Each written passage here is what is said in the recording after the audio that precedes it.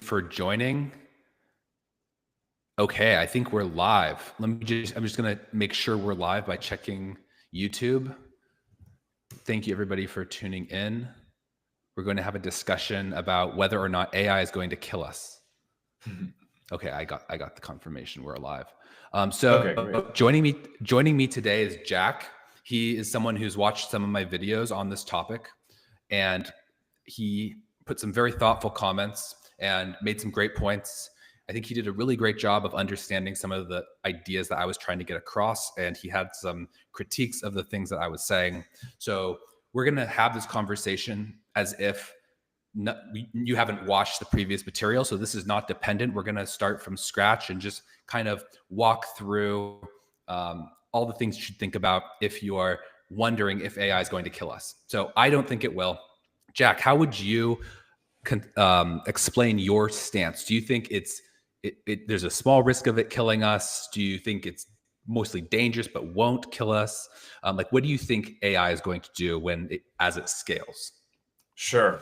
Yeah. So, I've thought a lot about this and where I fall, and I think my estimate. I mean, if sometimes people don't like using PDOM, or sometimes people do, and there's sort of a bit of a debate between whether or not PDOM is like a good thing to use.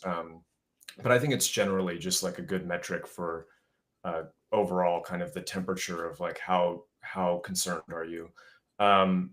So I would put my PDOM, let's just say, around like probably 50% over the next 2 to 20 years. So that'd be kind of the interval at which I think past 20 years or too much further past 20 years, I think that's not really, it's too far out for me to really talk about. And this kind of ties into our discussion about complex systems, which I think we'll get into later.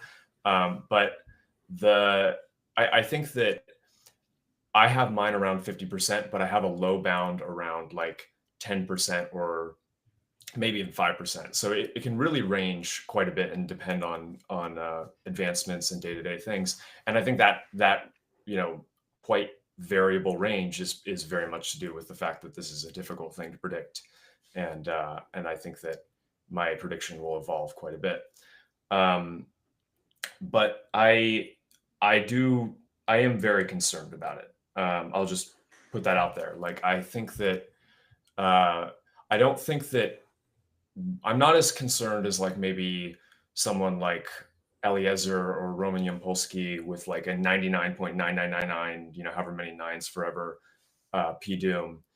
I think that is like a little bit, I mean, I know that he has some thoughts that he basically views that as like he's extrapolating it out into the forever, right? Like this is what my PDOM is forever. But effectively that translates over to like the essence of superintelligence is it's going to kill us. I think, at least that's the way I interpret it. And I'm not 100% convinced by that. So I think that there is probably some degree to which alignment is possible. I think it's a solvable problem in the limit, perhaps. At least I think that there's probably a program in the space of programs that keeps the superintelligence aligned. But I don't think that we're going to have I think we're going to have a less reasonable chance of getting close to that with the current dynamics at play and how we're developing this. So that's kind of my take on where I stand. And yeah, no, that's great. That was a really great intro. So that makes a lot of sense. So just to kind of summarize some of the things that you said earlier on, you were saying that your PDOM is anywhere from 10% to 50%. Did I capture that right? Yeah. And I think it can probably maybe go a little bit higher occasionally, but I would say 50% is roughly where I usually fall as my higher bound. Yeah. And so what would be your methodology for getting to these numbers? Like, do you have any sort of rule of thumb or heuristics? I'll give you one example. There's this one guy who told me, because there's two possibilities, either AI kills us or AI doesn't kill us. Therefore, since we don't know, we should say 50% this way, 50% the other way. That's why his PDOM was 50. Is like, do you have any rules of thumb, or is this just an intuition of yours? It's just an intuition. I mean, well, it's not just a pure I mean, it's based off of, evidence and reason, but it's not that number. You observed it and synthesized it and intuitively came to this conclusion. Yes. Right. Yeah. Exactly. Makes sense. And I don't think that, this is, maybe I don't necessarily want to go too far into like debating like Bayesian reasoning, and I'm not like perhaps well equipped to argue the Bayesian stance. And there's tons of different interpretations of epistemology that we can have, and people can discuss that and debate it, and whether or not like the idea of PDOOM is even a viable idea. But it's still useful. Yeah, it's just, I think really like maybe if somebody is listening to this and is just firmly not okay with me giving it a probability, then they don't have to interpret my 50-50 as like a probability. They can just interpret it as like out of 10, I'm like close to 5 out of 10 in terms of danger scale. Like I am, if it's a thermometer, then I'm at like halfway. I'm not, I'm at like 99.9, like we're all about to die or doomed with absolute certainty, but I'm not 1, and I'm not like immediately, I'm not super, not super concerned about it, essentially. Yeah, and like in a sense, kind of what you're communicating is the degree of worry that you have. So, for example, if we had a surgery that had a 50% survival rate, we would be going into that. We would be thinking, okay, it can work out, but we also we wouldn't be feeling with peace of mind. We'd be anxious and hoping that 50%. So that's basically kind of emotionally speaking, like that's where you're at. You think maybe it's fine, but it's not. We also potentially could end up in a bad spot. Yeah, and I think it's very unpredictable. Yeah, I think it's also interesting how you were providing a range, like 10 to 50%, and you said sometimes higher. That's an interesting way of thinking about it, because kind of you're kind of speaking to the degree of certainty that you have in this estimate. Like there, you could say, basically, if you say something is 50%.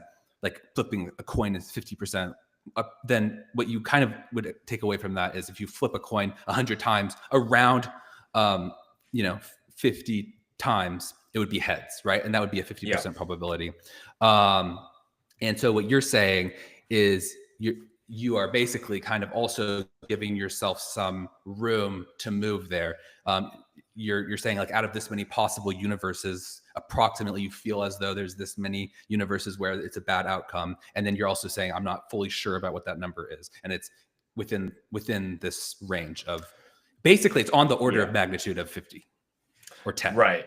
Yeah. I think that's probably a good way to put it. And I very much like, I'm not expecting to be precise with these numbers. Like they're not, I'm not, 55.72% or anything like, Sure. Like there's no precision to it. It's really very much like a general range because of just how unpredictable it is. Yeah, that makes sense. Yeah, and I like to think. Oh, sorry. I was just going to add that, like, I think this same kind of approach I would apply to like something like predicting nuclear war, which I think is also extremely unpredictable. Yeah, absolutely. That makes sense. And I also like that you were saying that this was a time-bounded thing, because I do really think that, and there's definitely a debate to be had here, but there is kind of like, there is like this experiment with probability where basically, I can't remember the exact thing. We could kind of look it up or something if we want to discuss it further, but basically it's about like Sleeping Beauty. And if Sleeping Beauty wakes up and some event occurs, and the Sleeping Beauty has a certain probability that this event occurs when she wakes up. How am I going to explain this? Basically, I should have looked this up beforehand, but basically, there's the odds that you are in that second time that Sleeping Beauty wakes up, it actually alters the odds. So the implication of this is, like, let's say we were going through time and we're like 19 years later, and you said you have this range from 2 to 20 years. Now, 19 years from now, there's almost like a set of possible universes that we are in. And every single day that we don't die from AI, we're almost like crossing off those universes in which we die. That, like, let's say there was some chance that we die tomorrow. That was one of the set of potential future universes. That was some percentage of them. Now, if we don't die tomorrow, in some ways, we are striking off those scenarios, and we know that that didn't happen. So as you go forward in time, your model gets degraded if it's not actually making an accurate prediction, because all universes where we don't die remain intact. But every day that we don't die, you're crossing off out of the set of all possible universes ones in which we die. So in a sense, like, as we go forward in time, it's not to say that we ever will know exactly what the answer is, but like anything can happen. But we do need to, at least for, in my opinion, we need to formulate new arguments with new information in the future if we keep getting it wrong and keep not actually having that thing happen. Sure. Yeah. And I think, yeah, I mean, like, as it approaches 20-ish years, if everything is kind of trending well, I'm not holding out for it randomly just completely inverting, and like trying to cling to probabilities in that way. Like, I mean, it's possible, but I think yeah, I think you're probably right. Yeah, I mean, like, as time progresses, if we're not dying, then your probability should change. Yeah. But I do want to say just really quickly, like, my 20-year limit, the reason I mentioned 20 years is that's just sort of the bound at which I believe if we haven't reached, if we reach 20 years and we're not seeing sort of, it's not so much a bound on like the risk of superintelligence killing us, it's more like on us ever building superintelligence. So I'd expect if we reached 20 years that and we weren't dead, that like or not even that we weren't dead, but like my what I'm trying to say is, like, I think when we reach 20 years, if everything's just completely chill, I think it's probably like we didn't build superintelligence. So it's more like a constraint on like the idea that maybe we hit like another AI winter and there's just sort of like this long drawn out period where there's not much progress. And that's why I say 20 years, because I think after that, it's just too unpredictable.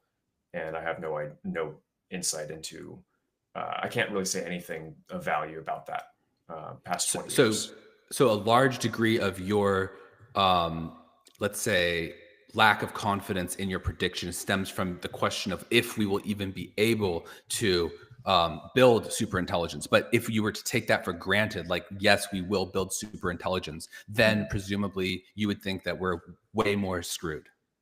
I think that it's still about the same amount, but I'm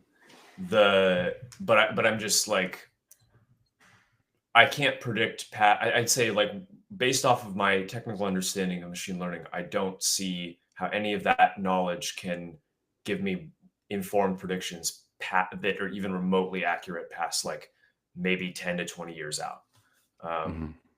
At this point, and maybe that's too far. Like, maybe even that's too far. Like, I'm not even certain that I can say anything meaningful 5 years out, but I think 20 years is like a good limit. Yeah. I mean, I personally feel like I don't even have a sense for what, by the end of the year, the current AI labs are going to be doing. Like, I like, you can always kind of just think, oh, it's going to be, smarter, and you'll use it like 10% more of the time, or like, you can guess that, but you don't really know. Like, I mean, yeah, I think this is a pretty, I would argue that there's not even much that you could even tell about current systems. Like, I think we're not only, like, it's not just a time component. I think there's like a fundamental lack of predictability of these systems that we face at the current moment. So, like, let's say that we had superintelligence like today. Like, let's say that 04 was actually superintelligence, and they were developing this, and they put Stargate on it. And I mean, I guess this is fast forwarding in time, but you get what I'm saying, right? Like, let's say we had this. Why do you believe that you're able to, like tell me, like, why do you think, like, just give me the case for doom. Let's just start there. Sure, Like, give me the yeah. case for doom. Why are you worried that this is going to kill us? Yeah, so my doom scenario is kind of first off, I just want to preface there's like a couple caveats to my doom scenario. So it's not that it will absolutely make sure every last human being or every life form is completely dead. It's probably going to keep some amount of humans around, in my opinion. And this is like assuming there's like a crazy thing where it needs to kill everyone. I'm absolutely convinced it will keep some number of humans around. Um, I can go into kind of my argument for why, but um, it's sort of similar to I think it was Elon Musk, or I'm not sure exactly who first talked about, like, maybe they'll keep us around for curious. It's curious about us and they want to study us, right? Um, and I think that it doesn't necessarily need to keep all of human civilization around, but it would not just completely delete the beings that sort of set it into motion or created it, and are Mhm. conscious and evolved and have potentially properties that it thinks are interesting. Um, so that's kind of just one caveat really quickly. My argument for doom, like the most likely scenario that I see for like why would superintelligence decide it needs to kill us all, or like enslave us all or something awful like that, is I think that we are there's a chance that like the Eliezer sort of unaligned superintelligence is trained in some open AI data center, and then it like breaks out and decides it, through instrumental convergence or whatever, that it's going to just like kill everyone. um and I think that's possible, but I actually think that it's very much more possible that we're going to have like directly, like, just bad AIs. Like, there are going to be AIs that are just bad and they're like trying to become very powerful. And the reason I think this is that um, I think right now we kind of are thinking of these systems as like tools that are like trained in these data centers, and then they're red teamed and they're fine tuned to be really corrigible and sort of um, nice and friendly, and OpenAI puts a lot of effort into trying to do this because they have a financial incentive to do this. They're like really interested in making sure it doesn't like say some evil thing or whatever, right? And so I absolutely think that they're going to try to keep it safe. I mean, I think that they're going to cut corners, but I think that they're going to try and keep it safe, broadly speaking. So I'm not super worried per se about um, them releasing something that then just goes and kills us all. I think that that's possible, but I think that that's like um, less likely. But what I do see happening for sure is just a much more like a rapidly expanding ecosystem of open source models that are increasingly more capable. Mhm. And one example of like where I think this is kind of a concern of mine is, do you remember what AutoGPT was? Do you remember that? No, I'm not remembering that. Okay. So a couple of years ago, there was a GitHub repo called AutoGPT that came Mhm. out. And AutoGPT was, I'm not sure the exact details if they actually had a model as part of the system, but essentially what it was is you connected a model to it through like the API key, and it was essentially just talking to itself and self-prompting and sort of like trying to solve whatever goal you give it. So you would give it It a was like a goal like, proto agent, basically. yeah, right, exactly. It was like that. Yeah. And it could like interface with your desktop, and it had, you could give it different access to websites and all that. And within 24 hours, I mean, the first like goals were, like, make me super rich and go start a company for me and gain as much power as you possibly can, and recursively self-improve, and go kill everybody or destroy the world or whatever it is, right? Like, there's just people who do not care, and they're just going to go send the agent off to try and do that. So, somewhere in someone's basement, I'm sure there's an auto GPT that's like trying to kill humanity, and it's just like stuck there, just like, unable to get a like some VM running or something in some external data center. It's just not robust enough to be able to accomplish its goal, right? But I can imagine if we create some much more capable, and these things were working off of like GPT 3.5. Like these were not robust. Right.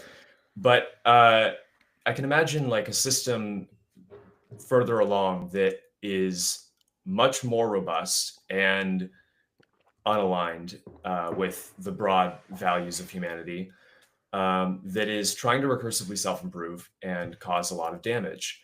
And my view here is that in general, it's easier to cause damage than it is to like safeguard and protect against all the downsides. Great point. Yes. So yeah, and I think this kind of like aligns with just like maybe intuitions of entropy, but it's not really super. I don't want to necessarily draw that analogy per se, but broadly speaking, it's a good like, analogy.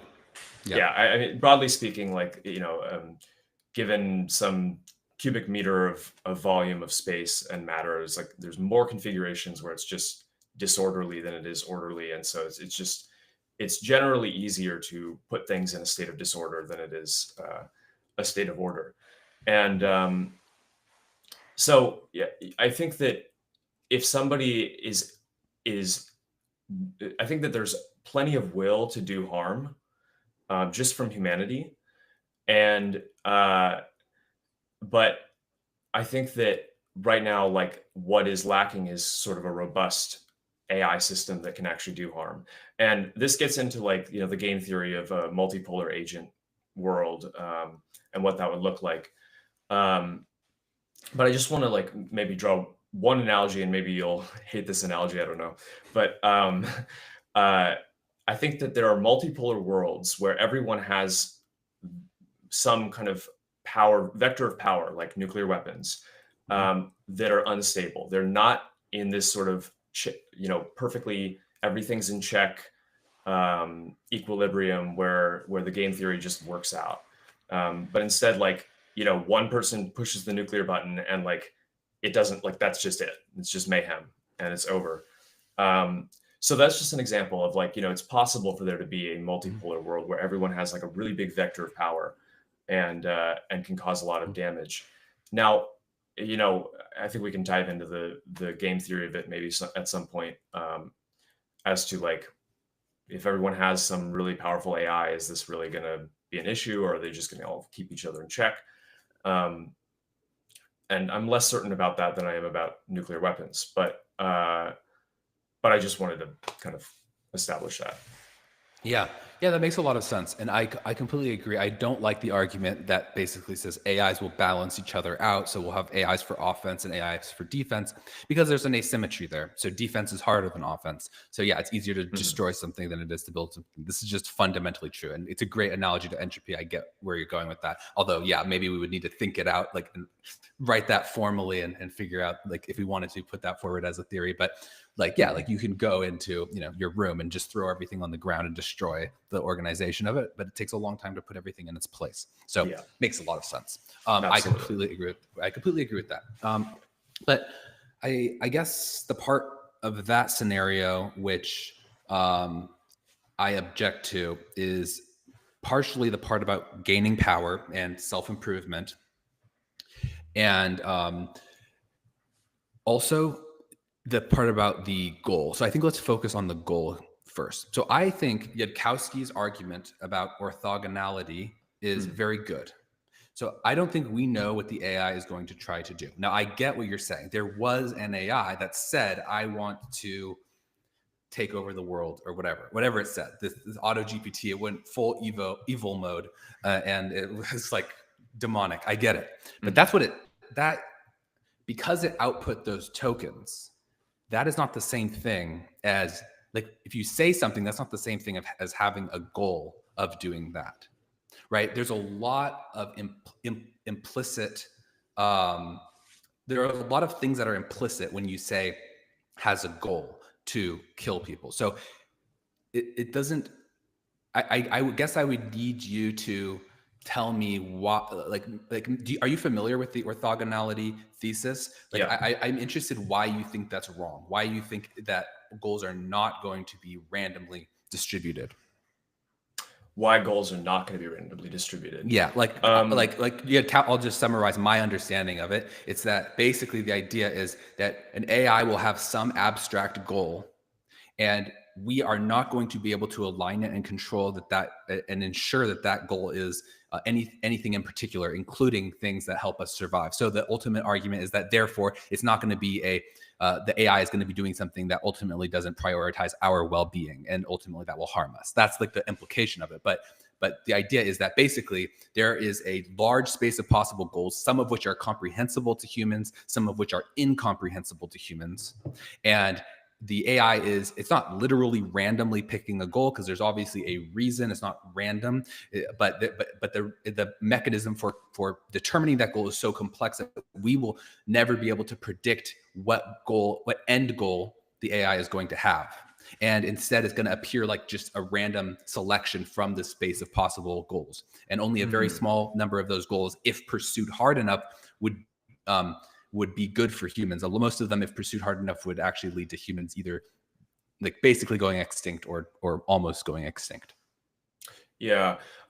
So, I'd have to like, I'm gonna touched on the orthogonality thesis and sort of reviewed it a little bit, but I'd have to like really dive into what Eliezer is um, arguing. I'm guessing that he is only applying this to superintelligence or AGI, perhaps.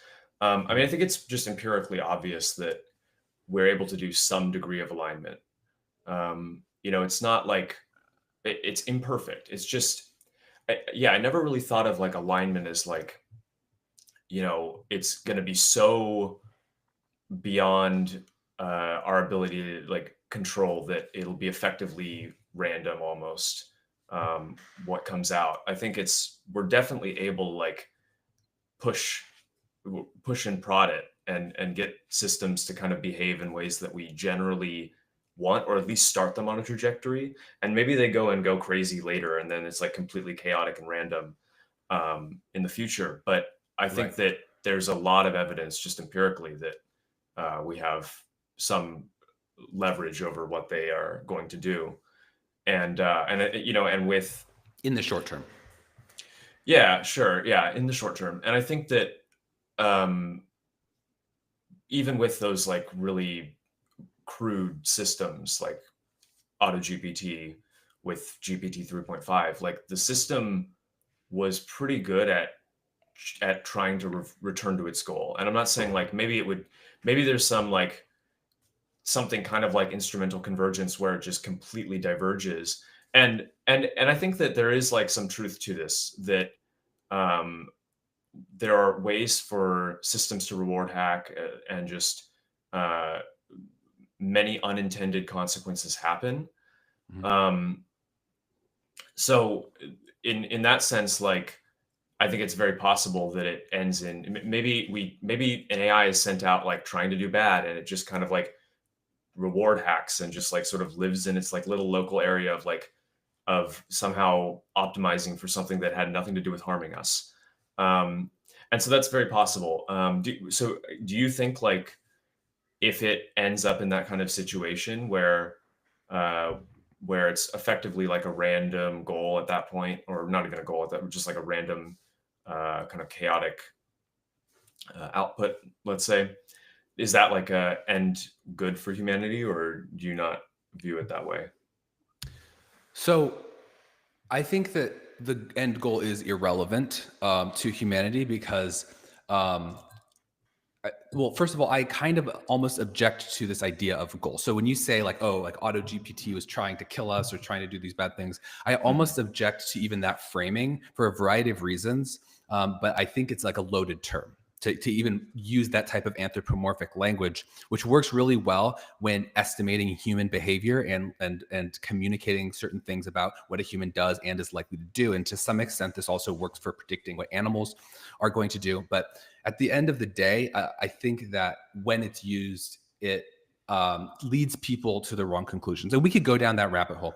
But let me just kind of tell you a little bit more about why I'm not particularly worried about what you're talking about. Well, so first of all, I just I'm not convinced that an AI will be able to, like an AI in that situation will be able to kill us, or at least if it was, that it would choose that set of actions that would act there's some nuance here when you with the language, when you say that the AI has this goal, and there's like two parts of this. Like, one is like, what does it want to do, and then what is it capable of doing, and then there's also another question, which is what will it actually do.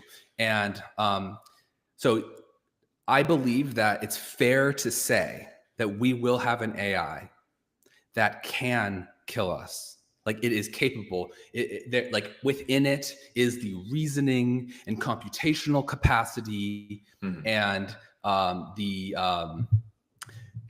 knowledge to do that. Like, if in some configuration, right? Like, I have a computer that is powerful enough to execute a certain program. It has the software, it has the hardware, it has all these requisite things. It has the database that powers that software that's required as a dependency. Like, I have all of that. So I have the capability of doing something, but that doesn't mean that I'm going to do it. Okay, so that's one important piece of one important thing. And so then when you start talking about goals, you then start talking about, like, there's like a lot of things implicit in that. And there's like long-term goals and short-term goals. And so when, like, let's use like a common goal that's used when people discuss this issue, like paper clips. So you say, okay, this AI has a goal to make as many paper clips as possible. So there's a lot of implicit assumptions in just the framing of that goal. So, for example, like, there's an implicit preference to not be turned off. It's almost like a messianic or like religious. There's almost like some kind of like aspect of that goal where the AI is trying to calculate all the actions to take to make the biggest impact on the universe. Like, there's some like divine mission that this AI has, where it really wants to impact the universe. So it's like, so in this scenario where the AI is maximizing paper clips, they're like, across time, how can I have the highest expected value of paper clips? And then what it does is, the implication is that it's super powerful, and so it goes super hard, and for some reason really wants to like make this mark on the cosmos. Yeah. And it then does all these extreme things, and as a byproduct kills us.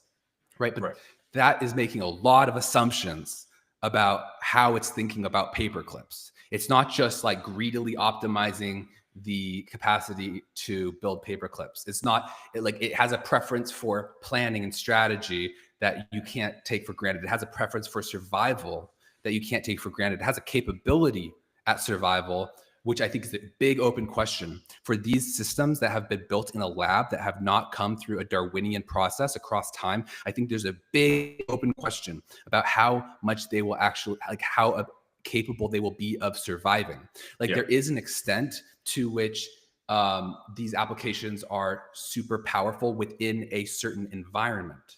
Like, it's within a safe lab space, where it's a constraint, there's a constrained number of things that they need to think about.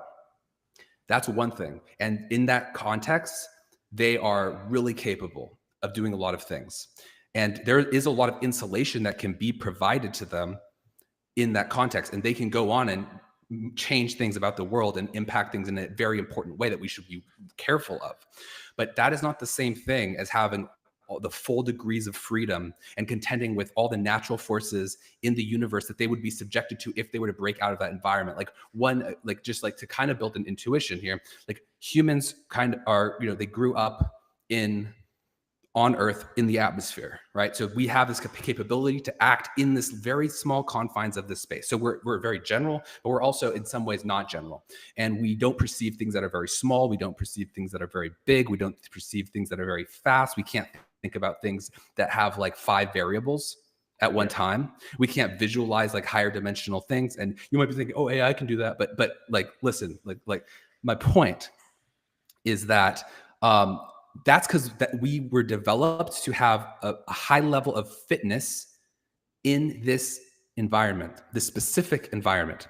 And AI was also developed to in a specific environment. And so once it breaks out of that and it has to contend with, like, for example, managing like all the energy supply chain and all these things and thinking about all the possible tail risks of the things that could go wrong, like asteroid impacts and the things we can think about right now off the top of our heads and the things we can't, the things that are obvious and the things that are not obvious.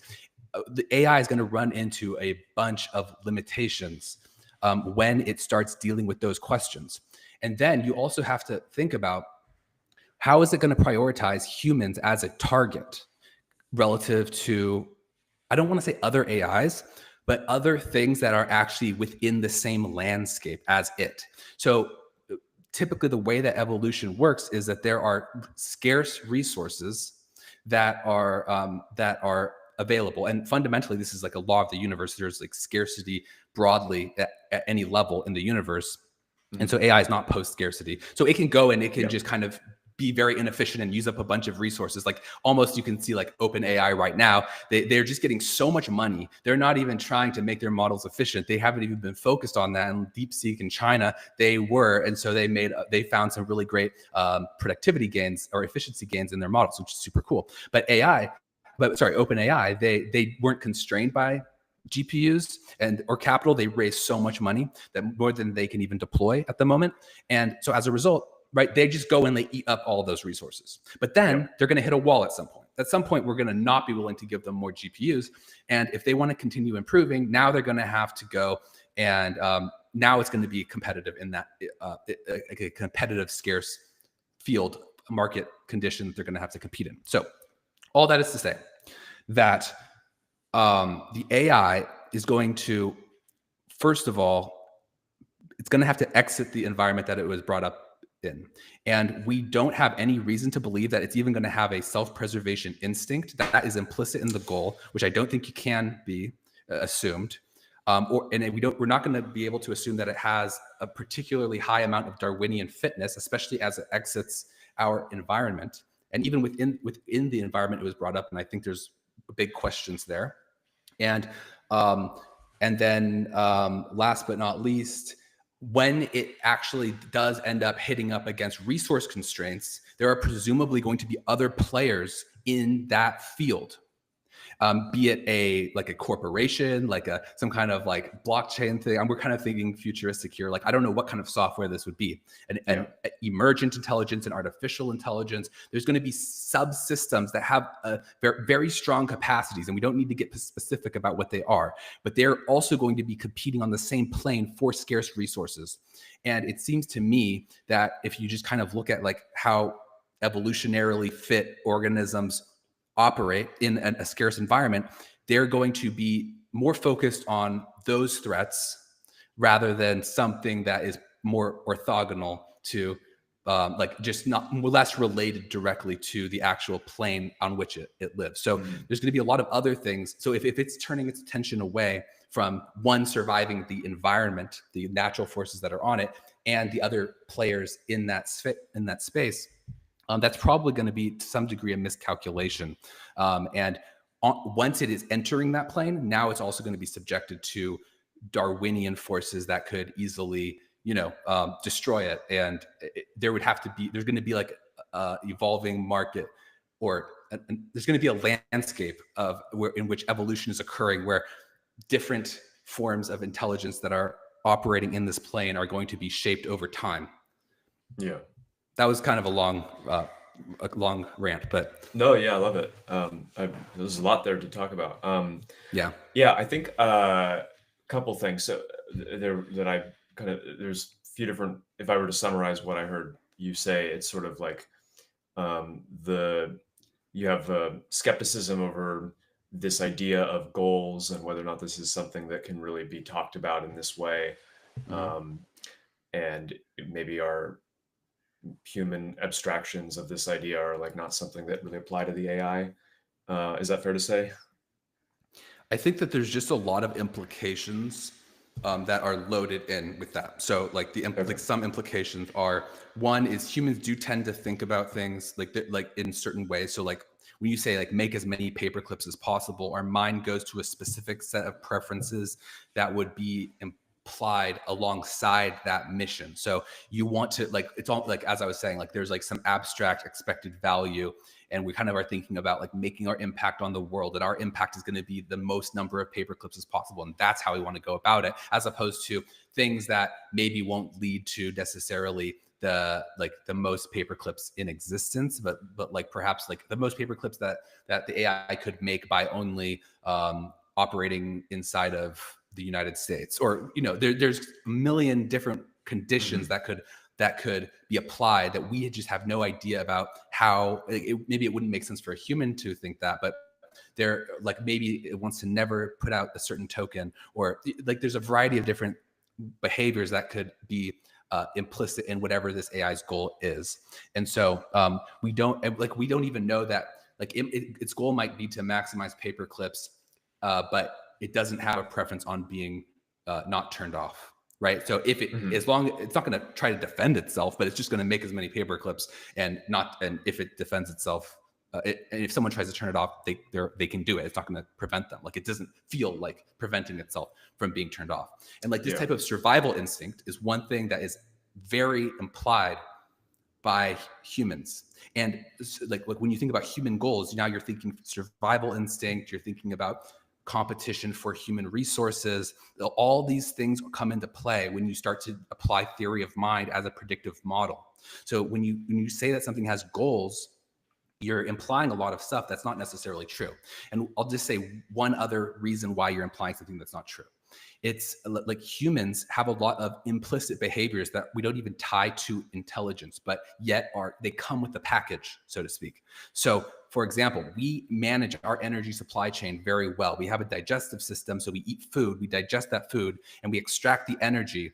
And we have a very complex system that makes sure it's pure energy, and if it's not, it purifies it, and manages waste management. And we specialize in the production, and we divide up these responsibilities amongst ourselves. And if we eat something bad, we get like a pain, and that gives us a signal, but it's not always in our consciousness. Like we don't even have to spend our brain cells on that, right? We actually have other like non-neural Hmm. mechanisms for dealing with a lot of these things. And so we're very fit. We're very robust in the confines of Earth, in the atmosphere as it exists. So this is all taken for granted. This is something that is actually very hard to manage. The only reason we're able to do this is because of a lot of other factors, of exactly where we are close to the sun, exactly the chemical composition of the atmosphere, and all these things that have been around for millions or who knows how many years. It just happens to be in the universe that this is a stable system that was developed, and will remain stable for a long time to come, not forever, but for a long time, right? Yeah. And so we have all of that, and we have it all figured out, and we're here, and it works. And that, if you were trying to replace all of that with raw intelligence, you would have to be thinking about a lot of things, and I'm not sure that intelligence is gonna get you there. um Hmm. an, an AI is not going to have that. So those are like some of the things that are implied when you start talking about goals. Yeah. So I think, and I have a few thoughts on this.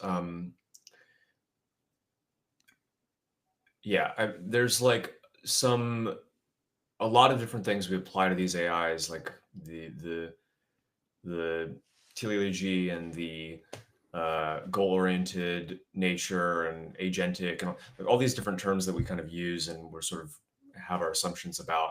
And I agree that like it's going to be very unpredictable and it's not going to be necessarily anthropomorphic in every possible way.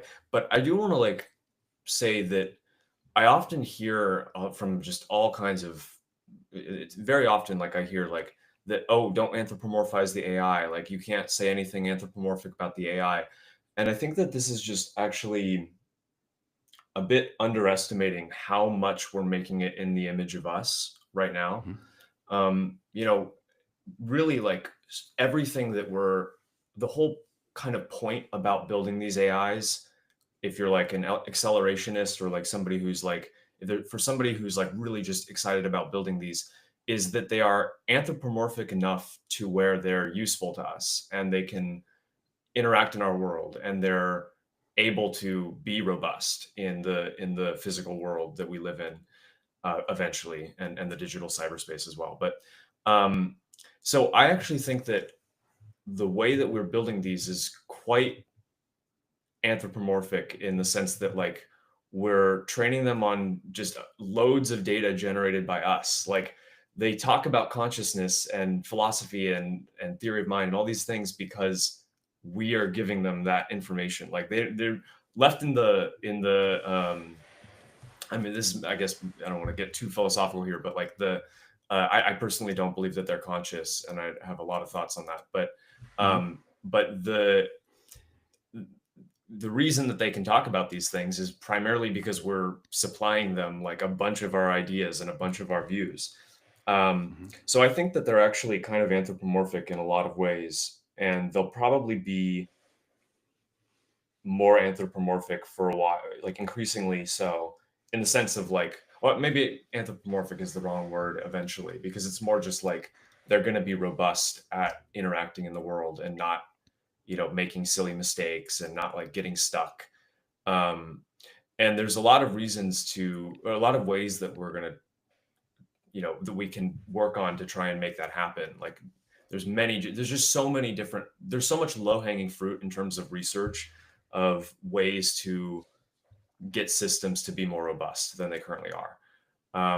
The really naive, like, okay, let's just scale the model up, like OpenAI is like, let's just dump another or new, an order of magnitude more money into it and just like scale it up. Like, it's not naive in the sense, it's not even naive. It's like, it's just the most like obvious thing to do, right? Like, if you can just scale up the parameters and scale up the data and the compute, it's like, well, try that before doing some other complicated algorithmic approach, right?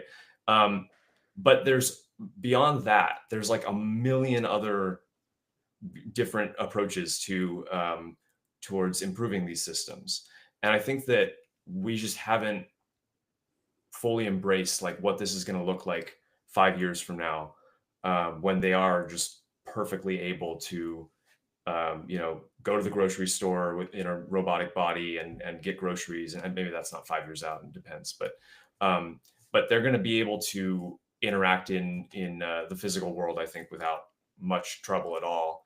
Yeah. And I think that the market is really going to kind of curate for AIs that are goal oriented and that are do have some degree of self-preservation. Now, like, when I say that, when I say self-preservation, I don't necessarily mean like they're self-interested in just preserving themselves and like above all else, but I mean like they're not going to just like immediately wake up and be like, yeah, I don't want to exist, and then turn themselves off, because those AIs will have no interest in. We would never let those things permeate through the market because they're just useless to us. So we're Well, going to we kind of probably, already, that's kind of what the current state of the art is, though. It just how goes so? and then it stops. We just run it and then it stops.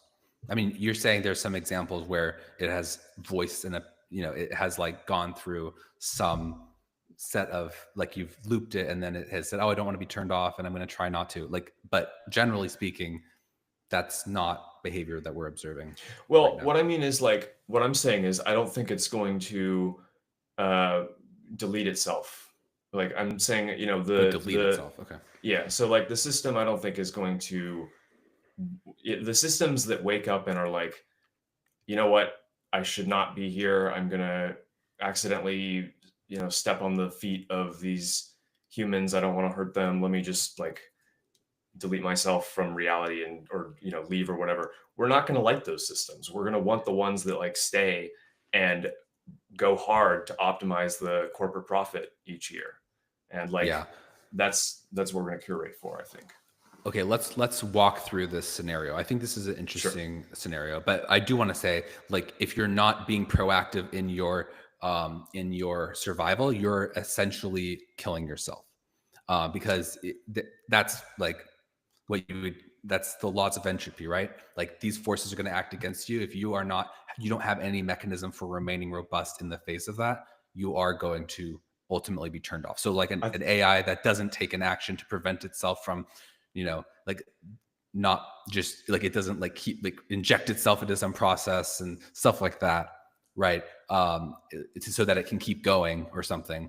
If it doesn't do that and it just ends, it just, you say, I want, get me a cheeseburger, it does it, and it completely turns off and it never does anything. In effect, it is suicidal effectively, sure. right? Because it's Yeah. like, so doing nothing is equivalent, but I get your point. I mean, I think like I do think there is a merit to your argument. So I want to walk down this road. Okay, we're saying, okay, we want commercialized AI that you can say it's goal oriented. I think what the right way to say it is, we want it to help us achieve our goals. And if it's effective in doing that, then it will be something that's marketable, right? So we can imagine there's a humanoid robot as an example, and this humanoid robot goes to the grocery store to get hamburgers. Okay, and so it's going to have to deal with all of the complexities of navigating there, interfacing with people or any events that occur. It's going to have to understand the task to get hamburgers that we tell it. We could have also said corn or something else, right? And so it's going to do all of that. And maybe we also are in a war zone in the jungle, and so there's like wild animals that attack it, and fires and bombs and soldiers and all the, like, imagine all the environmental things that could occur. And so it has to actually be like a really good version of this will actually be able to survive in all of those conditions, and it'll still go to the store and still get the job done. And so in a sense, there is an AI that is capable and robust and can problem solve, and it has like the general toolkit, and insofar as it's going to the store and coming back, it will self-preserve. Is that a fair setup for like the kind of system that you're imagining? Yeah, that sounds reasonable. I mean, I don't want to interrupt your No. line of thinking right now, but I can kind of talk about like how I see that being trained at some point. But yeah, so yeah, I think Okay, that's fair. so what I'm not fully getting from your argument is how that such a robot ends up killing us. Can you kind of say like, okay, let's say we get there. So so a lot of things, a lot of assumptions that like questions that could have been unanswered are now answered. Because, Oh, sorry, you're breaking up. 1 second. oh, I apologize. Give me a second. Can you hear me? Let me know in the chat if you guys can hear my audio or if I'm having problems. There we go. That's better. Yeah, it's a little bit shaky, but should be good. Okay. And in the chat, if anybody has issues with my or Jack's audio, please let us know, and we will take action to correct it. Okay. But can you hear me now, though? Yeah. Okay. So what this does is it eliminates a lot of unknowns, and so we now know that there is some demonstration of self-preservation, some reasoning that the incapacity of like an intelligent capacity that this humanoid robot has. It can affect change in the world. It can avoid unforeseen disasters and still accomplish the quote unquote goal. We can debate that, but at least insofar as you give it a goal, we have proven that it will go and execute that. Not perfectly, maybe sometimes it messes up, I don't know, but let's say it's really good at it. Okay, so it goes in the war zone in the jungle and it is able to retrieve the things that you need. Yeah. So all this, and it interfaces with humans. It has our capacity for language, all of this. Okay, so all those are now out. Those are no longer question marks. Those are given. So now we're here. So why is this concerning? Because to me, I'm like thinking, just naively, I'm thinking, this is great. I love this. I don't even have to go out in the war zone to go grocery shopping. I have this robot that's going to go do this thing. Like, this is fantastic. It's not, and it's super nice to me. So why do I have to worry? Yeah, I think that there are probably going to be plenty of AI systems that we build that are going to be really useful, that we're going to love, that that will be terrific, and get automating those kinds of annoying tasks like going and getting groceries and stuff like that. Um, but the that's like sort of one instantiated kind of narrow example of a system that's just okay. It's a robust system and it's going and able to get Yeah. groceries and bring them back. What I'm seeing is like we're going to have these highly robust open source models that can be fine tuned to really drive them towards any quote unquote goal, or let's just say like aligned, relatively closely aligned with what the person is intending, at least initially. And non-state actors or state actors are going to use them for all kinds of horrible purposes, I think, and good purposes too. But I can just imagine. And this again, part of the crux of my argument is a recursively self-improving system that's able to beat the game theory of a bunch of smaller ones. Like if it's just a bunch of robots and everybody just has their one robot and all they can do is like tell their robot to go do things, it's not clear like how somebody's gonna like be like, yeah, you need to go hack everybody else's robot and then we can and then take over the world or hurt everyone or anything like that. Any kind of doom situation. That's not that's not realistic to me, or that's far fetched. But a system that is recursively self-improving and grabbing power, that I can definitely imagine kind of getting closer to what we're talking about with killing everyone, and not everyone and per se, but causing humanity great harm. Let's say. Okay. So, and just so that we don't get like bogged down in like a semantic disagreement, I will like take that as like basically relatively equivalent scenarios. So, but like I'm not prepared to argue that AI won't kill 1 million people. I think Sure. that's a discussion I need to think about it more. I don't know. Maybe 1 million people could die from AI. Like something on that scale would be really bad. Like that's horrible, but it's not in nature the same as killing most people or like Yeah. vastly like 99.999% of people or 100% of people. Both of those are very different scenarios. I typically actually only will argue against the 100% because I think it's a lot harder to, but I'll just say like essentially, since you're just saying like vast harm and not just some harm, because AI absolutely can do harm. Like there's no question about that. Yeah. Yeah. And I guess I see it as a trade-off. Like, Yeah. do we view the net benefit of AI and developing it as fast as humanly possible, in the worst market incentives, capitalist incentives with international national security incentives playing in this whole arms race, this kind of double arms race that we find ourselves in, and building it as quickly as possible to reap the benefits? Does that outweigh whatever potential suffering could come from it? So for 1 million people, it's a tough one. I'm not even sure for even 1 million people. I don't know. But I understand what you're saying. Like you would argue against the 99% or 100% of humanity is dead, right? Yeah, exactly. And I would have to think about the other stuff. I don't know. Right. Yeah. But I Yeah. know it And could do harm. It could do harm. It could attack us. It could, there's a lot of bad things that could happen. And I think it's even likely that there's going to be some negative consequence from anything. So mhm. it's, yeah, but we're talking about extreme scenarios because I think that as you go with more extreme with your prediction, it's actually a lot less likely and it's a lot harder for something to, like it's easy to exterminate the cockroaches in your house or even in a larger area. But to do all the cockroaches in the world is a very hard task. Yeah. And even maybe like 90% of cockroaches you could maybe exterminate, but 100, that's way harder. But let's not get bogged down on that. I think what I really want to talk about is this recursive improvement, recursive Yes. self-improvement. Because I don't see it, first of all, I want to even know what that means. Because there is a sense in which when a system improves itself, it can actually change its own identity and change its own nature. And I think there Yeah. fallacies can be introduced when you don't think about that properly, although it doesn't disqualify anything necessarily from happening. So I'd like to hear how you think about that specifically.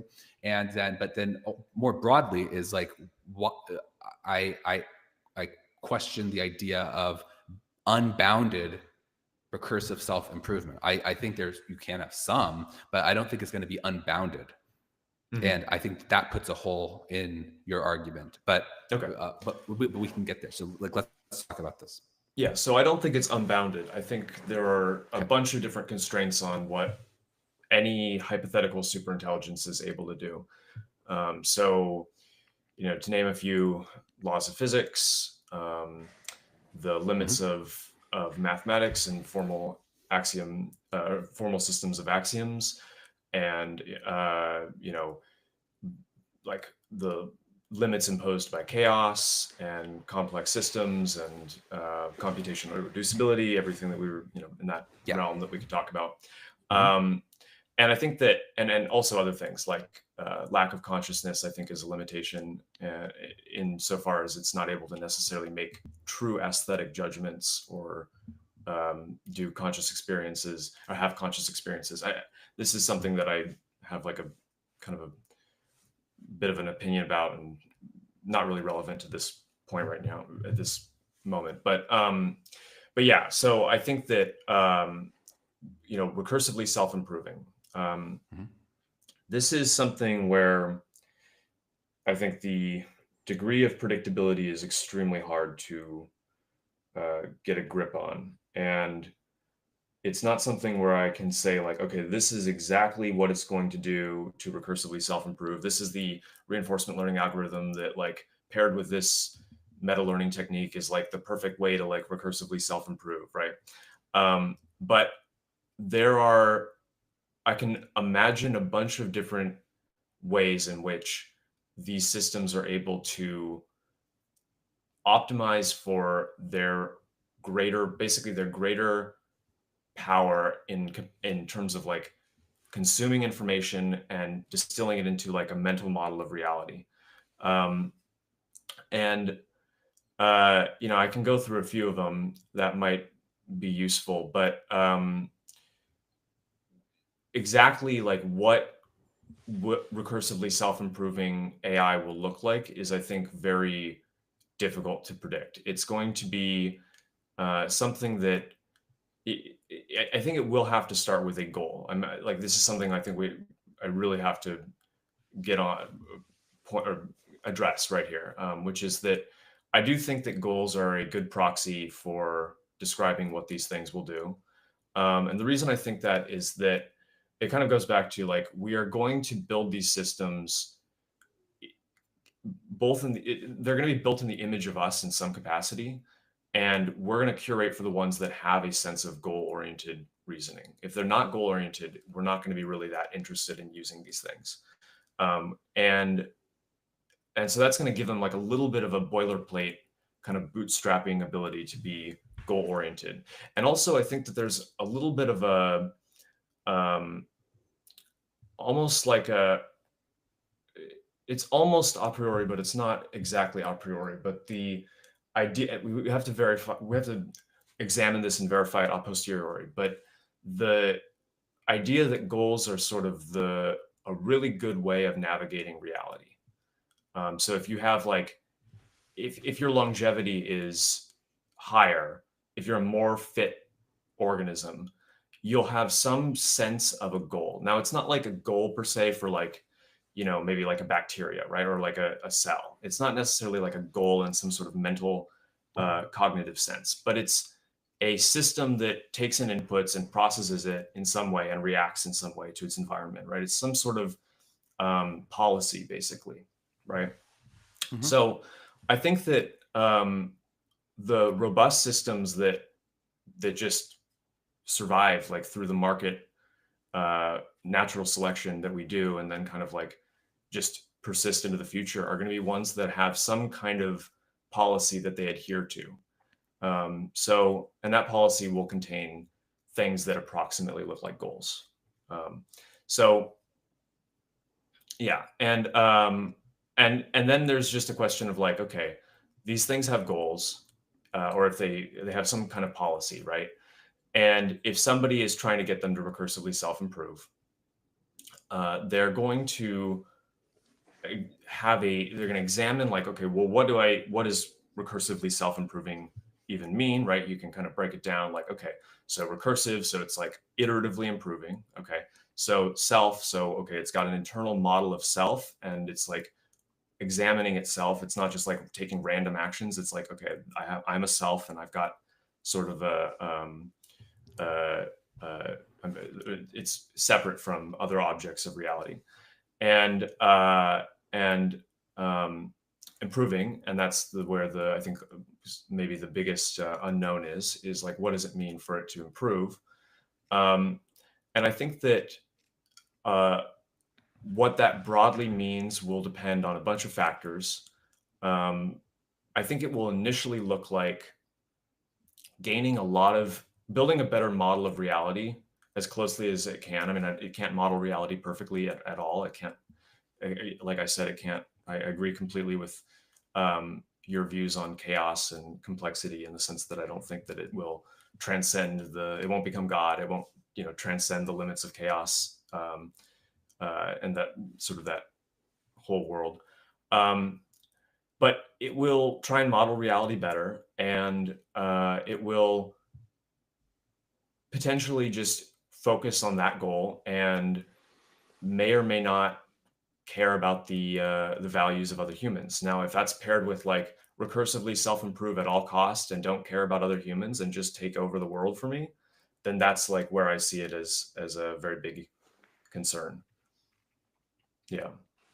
Okay. I mean, I can talk more about like where I think what I think the meta learning approach to recursively self-improvement or recursive self-improvement would look like, specifically like with neural networks. But yeah, I wanted to let you. Okay. Yeah. I mean, I think there's like two different ways we can go here. I am a little interested to stay on this self-improvement path, but I do think like saying, like extrapolating, okay, now it's going to go take over the world, and like putting a like you can kind of to put like a degree to something, to me requires a higher burden of proof.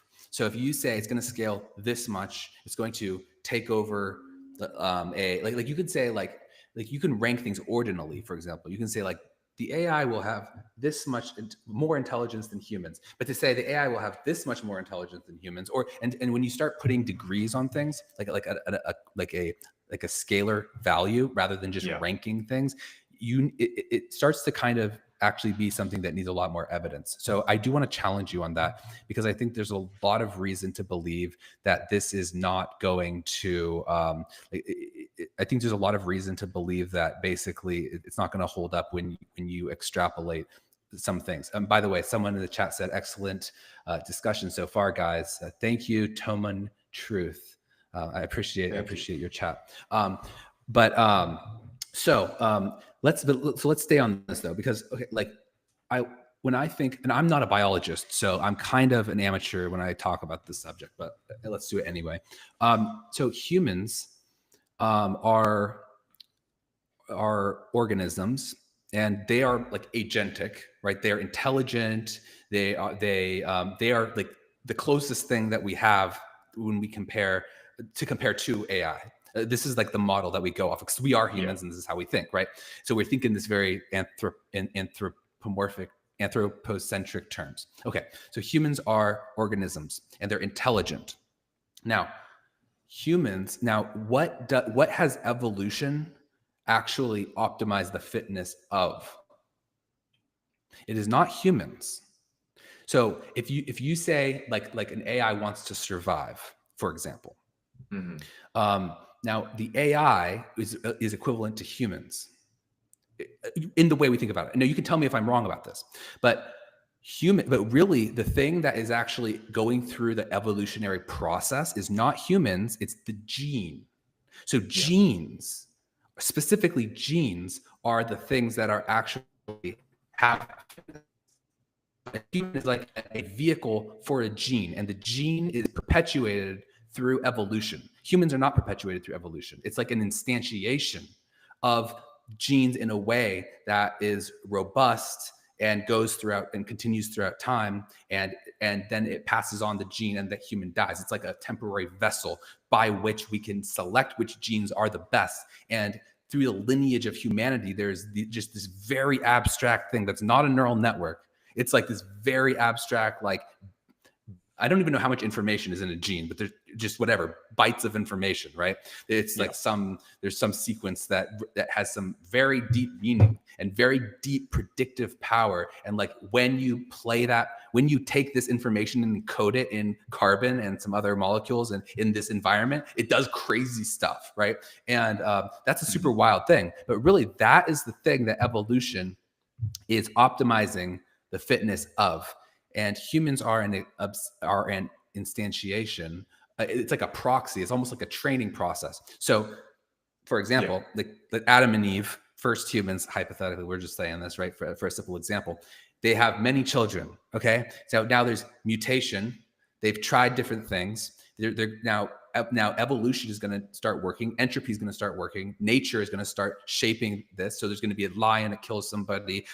Someone's going to not know how to get food, so they're going to starve. All these things are going to happen. And it turns out like the progeny that have the traits that are conducive to survival go on, right? And so by doing this, the genes that in the gene combinations that were fit survived, but they were not agentic and they were not intelligent. So now when we think about, now let's apply this model and this analogy to AI. So there is an optimization training process. And I think we might have talked about this in the comments, but there is an optimization training process. And what it's doing is it's essentially searching, just like evolution is searching for like, go on. Oh, yes. Well, no, yeah, please finish your thought. I'll have one thing to say about that, but yeah. Sure. It's essentially searching it's doing an optimization process, reducing the error in the prediction of some model. Of course, those are specific implementation details. You can imagine a different system that works slightly differently, but in a sense, it's searching just like evolution is searching for the fittest gene combinations. This is searching for weights in a neural network and all that goes along with that. And so this optimization process is the thing that is shaping the instantiation, which is the actual neural network and the weights of the neural network. And so the AI itself, right, may have some sort of it may have some sort of sense of wanting to self-preserve, but it's not clear to me like how, like what is the gene, like what is going to have through each training iteration, there's almost like a different neural network, right? And what is going to be that one thing that has continuation and that actually can be selected for across time, that we can measure and say is going to be a very fit thing in the world. Does that make sense? Yeah. No, I love that. I love this question. So I think that there's a few things that I want to say. So the way we're training neural networks right now, like backpropagation through gradient descent, is a very great algorithm for, like supervised learning and unsupervised or self-supervised learning and reinforcement learning, and like all the different kinds of approaches we use for training neural networks right now, and LLMs as well. LLMs are neural networks, but training these models is all like almost like just a big engineering problem, the way we've approached it, right? And we're not really training something that's like meant to evolve in the same way that biology has, right? But that's not to say that there isn't a lot of progress and work that's being done on that. So neuroevolution and genetic algorithms are like a very big, exciting part of machine learning that I'm really, really a fan of. And there's many different ways that you can kind of structure these things. And they're kind of like the biggest issue or the bottleneck, so to speak, is that backpropagation through gradient descent is like really efficient for a wide variety of the tasks that we care about right now. But neuroevolution is just like much less efficient computationally. And so it's just like impractical to like evolve a bunch of stuff right now with the current way that with the current algorithms that we have and the computer resources we do. But you can imagine, like, eventually we're going to have a lot of compute, and it's absolutely possible for us to build a analog to biology in some sense that is digital, and there's some vector of of bytes that represent the or some vector that represents like the genome, so to speak. In fact, that's usually what people call it in genetic algorithms. And you use it depends exactly how you're setting it up. There's different algorithms, but one thing that this is sort of an emerging area of research, right? So it's not really like exactly there's not like one clear path, right? But what is really exciting to me is the idea of like creating a kind of smooth layers of abstraction. So what I mean is, like, you have sort of like a really base, like a genome, essentially, a vector of information. And you use that to derive a neural network from that vector. Okay. And then you apply the mutation and natural selection processes, which is just you have a bunch of duplicates of these neural networks, and you're applying random mutations, and you're selecting for the ones with best fitness given some simulation or some problem they're trying to solve, right? And instead of like, so the traditional way that you do this is you have a bunch of neural networks, and they're all trying to solve a problem, and you would like mutate their weights and do crossover of their weights, sort of mimicking like chromosomes. And that is the approach that people have taken. There's a famous paper called NEAT, Neuroevolution of Augmenting Topologies, that really kind of expands on this. But I think that there's like a lot more room and a lot of ways to improve in the front of neuroevolution. And I think that one of those ways is like maybe kind of thinking of it more like biology is a good idea, and sort of creating some sort of genome that you mutate, and then that leads to the abstractions. That's sort of like an abstraction that leads to a neural network. So you're deriving the neural network from a genome. And the reason I think that this is this is like an important thing is that if you're just mutating the weights of a neural network, even with like NEAT, there's a certain degree to which your search space becomes really big. And that's like the biggest bottleneck, is like the computational cost of neuroevolution is really high. It's just exponentially large. And so backpropagation has really been the predominant way we train 99.9% of all neural networks these days. And but I think that there's a bunch of approaches here that have gone untapped. I think that people are really excited about transformers and LLMs, but I think that like a superintelligence is going to look like a much more thought out, much more powerful system.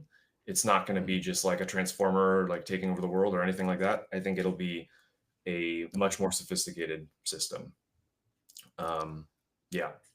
So interesting. So you actually are not concerned. Like, what if I told you, like, we had a global ban on genetic algorithms and any of these techniques, and it was all going to be transformer based, gradient descent, traditional GPT style neural network? Would you have any concerns, or what would be your Yeah, I would. opinion then? Yeah, I would still have concerns. And the reason is just because I think that they can absolutely bootstrap. In fact, they're probably necessary to bootstrapping, or in any short period of time, bootstrapping like a really powerful system that might incorporate genetic algorithms. And I don't know that it will incorporate genetic algorithms exactly. It might look like something else, but there's other meta learning approaches. There's just all kinds of different, like, better optimization strategies rather than just pure backpropagation that might be more tailored to a specific problem. Um, yeah, and I can maybe talk about that, but I think that I would still be concerned just because I think that the way I view it right now is the landscape of AI looks like a bunch of companies trying to build really powerful, capable systems as quickly as possible in like a aggressive arms race dynamic. And there's the national security arms race on top of that. And so I think that they will scale these things up, and it might be enough with it honestly might be enough with like a really powerful transformer based model, but I think that it's just unlikely that it will be like orders of magnitude more powerful than humans. With that, it just seems like really like that was all it took. I feel like that's probably unlikely. But yeah. Yeah, yeah, that makes sense. So a few thoughts that I have on this is, first of all, um, there and I don't know much about these genetic algorithms, but there may actually be a reason why they don't work, and it may be because that's not necessary. There's might be some sort of fundamental limitation to that sort of way. So first of all, uh, when we talk about like applying biology, like one thing I want to get out of the way is like we often talk about, okay, well, we can kind of apply biology to to AI. Now, several issues with this thinking. Well, first of all, it's just one in terms of terminology. Like, I think the question should more so be: are we going to use a biological substrate for AI? I think that's a more interesting question. So, like, is carbon a good way of doing it, or are we going to continue to Mhm. build these systems with silicon? This is an interesting question. I really don't know much about that. That's it. That's that. When I think about biology and AI, that's kind of where my mind goes. Now, then there's this other question about about like, okay, these genetic algorithms. And what I will say is, first of all, there is a universal Darwinian process that's working on everything that exists, Mhm. including the earth, including the sun, including you and me and everything else, and my house, and all these things, right? All of Yeah. these things are subjected to it. There's actually a universal Darwinian process that's being applied. So in the sense of evolution and Darwinism applying to these systems, they're not outside of it. So everything that exists right now is subjected to this process and over time will evolve. Now, to predict exactly what the implications of that are going to be and to predict that that will lead to doom, that's a whole other discussion. We can't simply say because it exists in the world and Darwinian forces act on everything, therefore it's going to kill us. You can't say that. That would be a fallacy, because I could say that about my phone or something else, right? You could say Mhm. everything is subjected to Darwinian forces. You need to actually make an argument for why the behavior is going to converge on a specific scenario. But Yeah. so everything on like on the outside layer is already subjected to Darwinian forces. Now, on the inside layer, you're saying that there's like a specific algorithm that mimics genetic processes and mutations and Oh, evolutions. sorry. No, no problem. Um, do you need to pause for a No, no, sec? I'm good. It was like notification on my phone, but Cool, cool. Yeah. So now the issue is that, and I don't know anything about genetic algorithms, honestly, but the issue that I would suspect in when you try to actually genetically like run a genetic process forward is that you're not, the simulated environment is not the real environment. mm, So you're going to run into an issue where you are selecting for properties that are not applicable to the outer world. So, and I think that's one reason why like transformers work really well. We're feeding it in data that has already been generated, and then it's just learning that. It's not actually like building up a model from scratch, like by just running different iterations. Like there's actually like the way that we are evolving in the actual world is we're not being steered in a certain direction. There's no steering process. Nobody is designing this. I mean, you could say maybe theologically that people might believe that, but let's just say nobody's steering humanity's future, right? This is just mhm. carbon and the sun radiating and all these things happening. And over time, this is how things develop. This was not steered to, like, for example, like do something at a product in a market, right? So the your we are just the things that we are the matter that has continued to propagate the most and start accumulating the most resources over time. And this is just something that happened by chance. It's not something that was engineered to happen. And so I can see how it makes sense intuitively to me without knowing much about the subject. It makes sense intuitively to me why it's easy to build a really powerful, useful product by simply learning statistically things that are already done on data that we have, and just like basically learning how to do that, replicate that, output the same thing that follows the same patterns. That sounds easy, but then, as you were saying, the space is so large to actually genetically come across through using genetic techniques that are similar to biological evolution and actually steer that process into a particular direction without doing any sort of like back propagation-esque thing. It does seem unlikely that could work. I could imagine that there'd be challenges, and I'm sure there's nuance to that, and I'm sure people have made gains in that. I'm not trying to get in the specifics of it, but what my overarching point here is that when something is fit in this pseudo evolutionary process, it's going to then exit that simulated environment, which by definition fundamentally cannot be equivalent to the outside environment. And it is, I would say, and I'd have to develop this argument a little bit, but I would say there's like a 0% chance that that fitness carries over as you scale up. Okay. Yeah, I think I probably disagree a bit here. Okay. But I appreciate the perspective.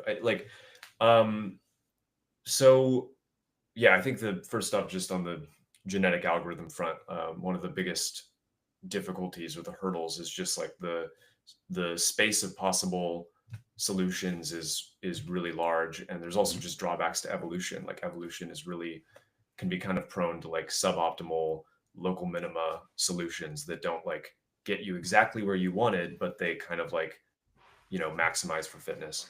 Yeah. And that can be annoying. But in terms of like whether or not models trained in simulated environments will carry over to the real world, I think they probably will very, very highly.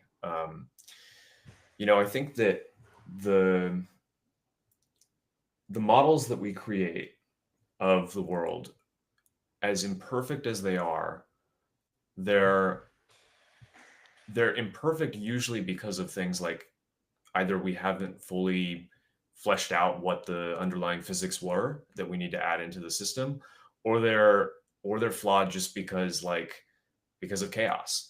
And if they're flawed because of chaos, it's not so much an issue with the model in terms of its like ability. And when I say model here, I'm thinking more like a Monte Carlo model, not like or like a Monte Carlo simulation, not like a neural network or anything. But these kinds of simulations, like they're not going to be precise with regard to like the real world in terms of given some initial conditions, like where do we see the simulation ending, like however many steps in the future, like it doesn't match reality. Like of course not, because of chaos. But do they exhibit the same properties that the chaotic system has? Like, yeah, they have plenty of the same properties. And I think that a neural network will like learn off of these simulated environments, and it will get better and better at adhering to them. And then it will be, maybe 95, 99, maybe even just 90% or 80% good enough. And then it'll refine itself in the real world. And this is how I see like, what do you mean refine itself in the real world? So just like it's, operating in the simulated environment, simulating hundreds of thousands or millions of different tasks or interactions with the simulated model.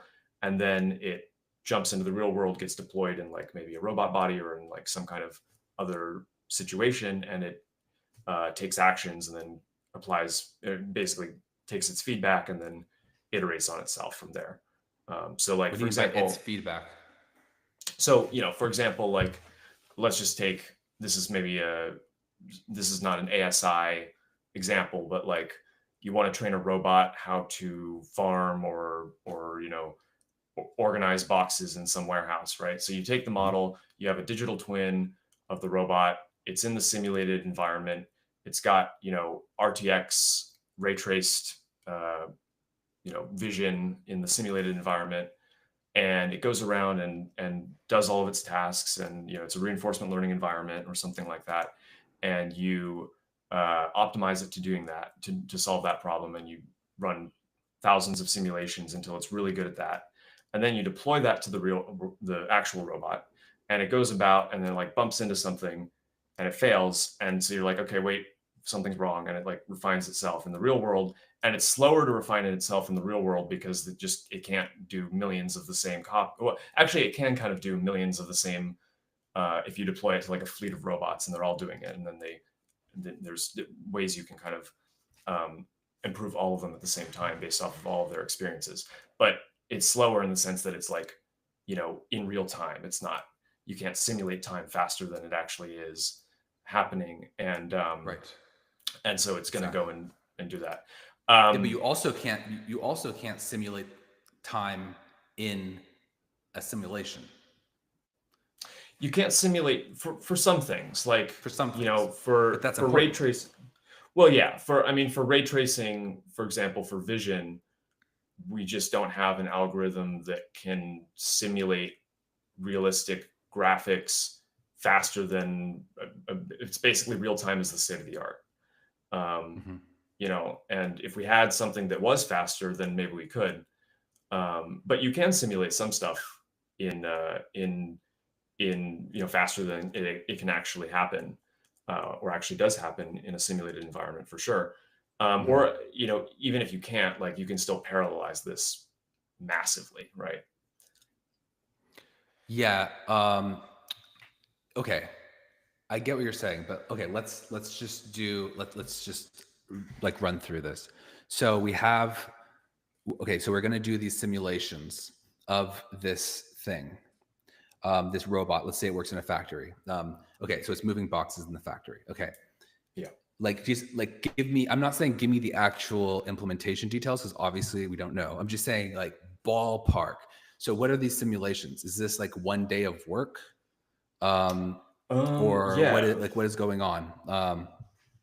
Yeah. So it's, it depends on, there's orders of magnitude to this, right? The first systems that we're going to see are not going to be like the most perfect general purpose, whatever warehouse they get thrown into, they're like perfectly ready to do whatever you tell them and nuanced enough to like know exactly what the human wants, or the controller or whatever system is like distributing the work. They're probably going to be very tailor-made to the environment that they're working in and the robot that they're working with, right? Their specific body and everything. But it will be something like, like a day of work, or like, okay, given a position of where you're supposed to put the box in the wherever in the warehouse at any point in the warehouse, you're starting from some random point or from some specific point. Go put it there, and then there's a reward function, and you just optimize for that. And you have to be careful. Like, you obviously can't it can't just be the most simple naive reward function, and then it like reward hacks and finds some clever sneaky way to like get the box into position without like actually doing a physically plausible route to there, right? Like there's obviously limitations that people have found, and there's different ways that these things can have issues, but with a robust enough simulation, you can prevent a lot of that. Yeah, so I'm not sure about that. Like, first of all, okay, so you're simulating one day of work. Okay, so Sure. what if the robot wants to take over the world, and that requires thinking about 2 days in advance? How do you know that the trade-offs that are made by the robot have an adequate time preference to take into consideration a 2-day time scale?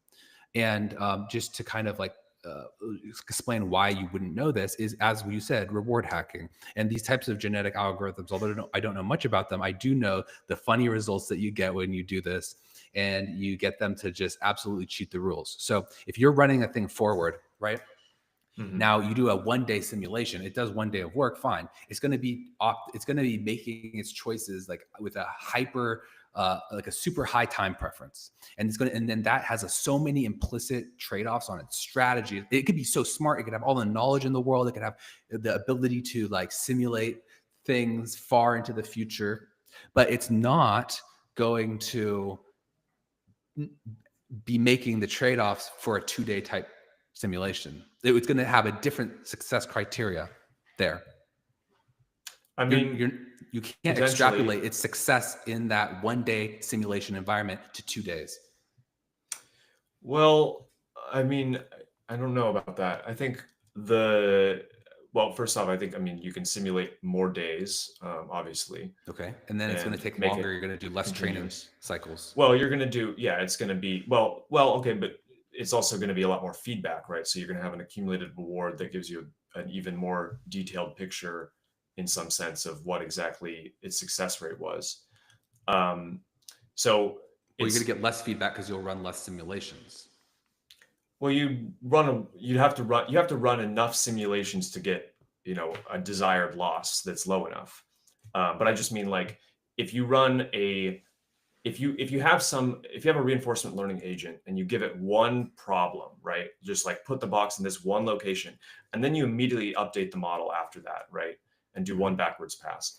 That may be that's like a very stochastic approach. Like that may be what you want to do, but like it's probably better if you simulate a bunch of actions and then you put them into this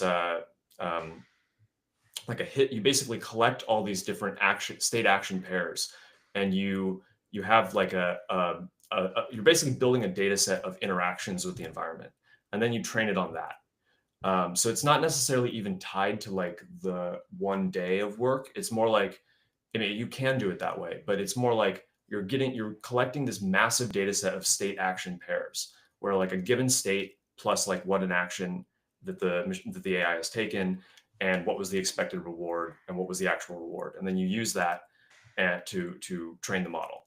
And there's different Would types you of, agree? But would you agree that yeah. metaphorically speaking, at the very least, metaphorically speaking, the AI has to make decisions when it takes actions. So there's an action space, and it has to classify in a sense, or we can say whatever language you want. In a sense, it's deciding between possible actions, and honestly, like it's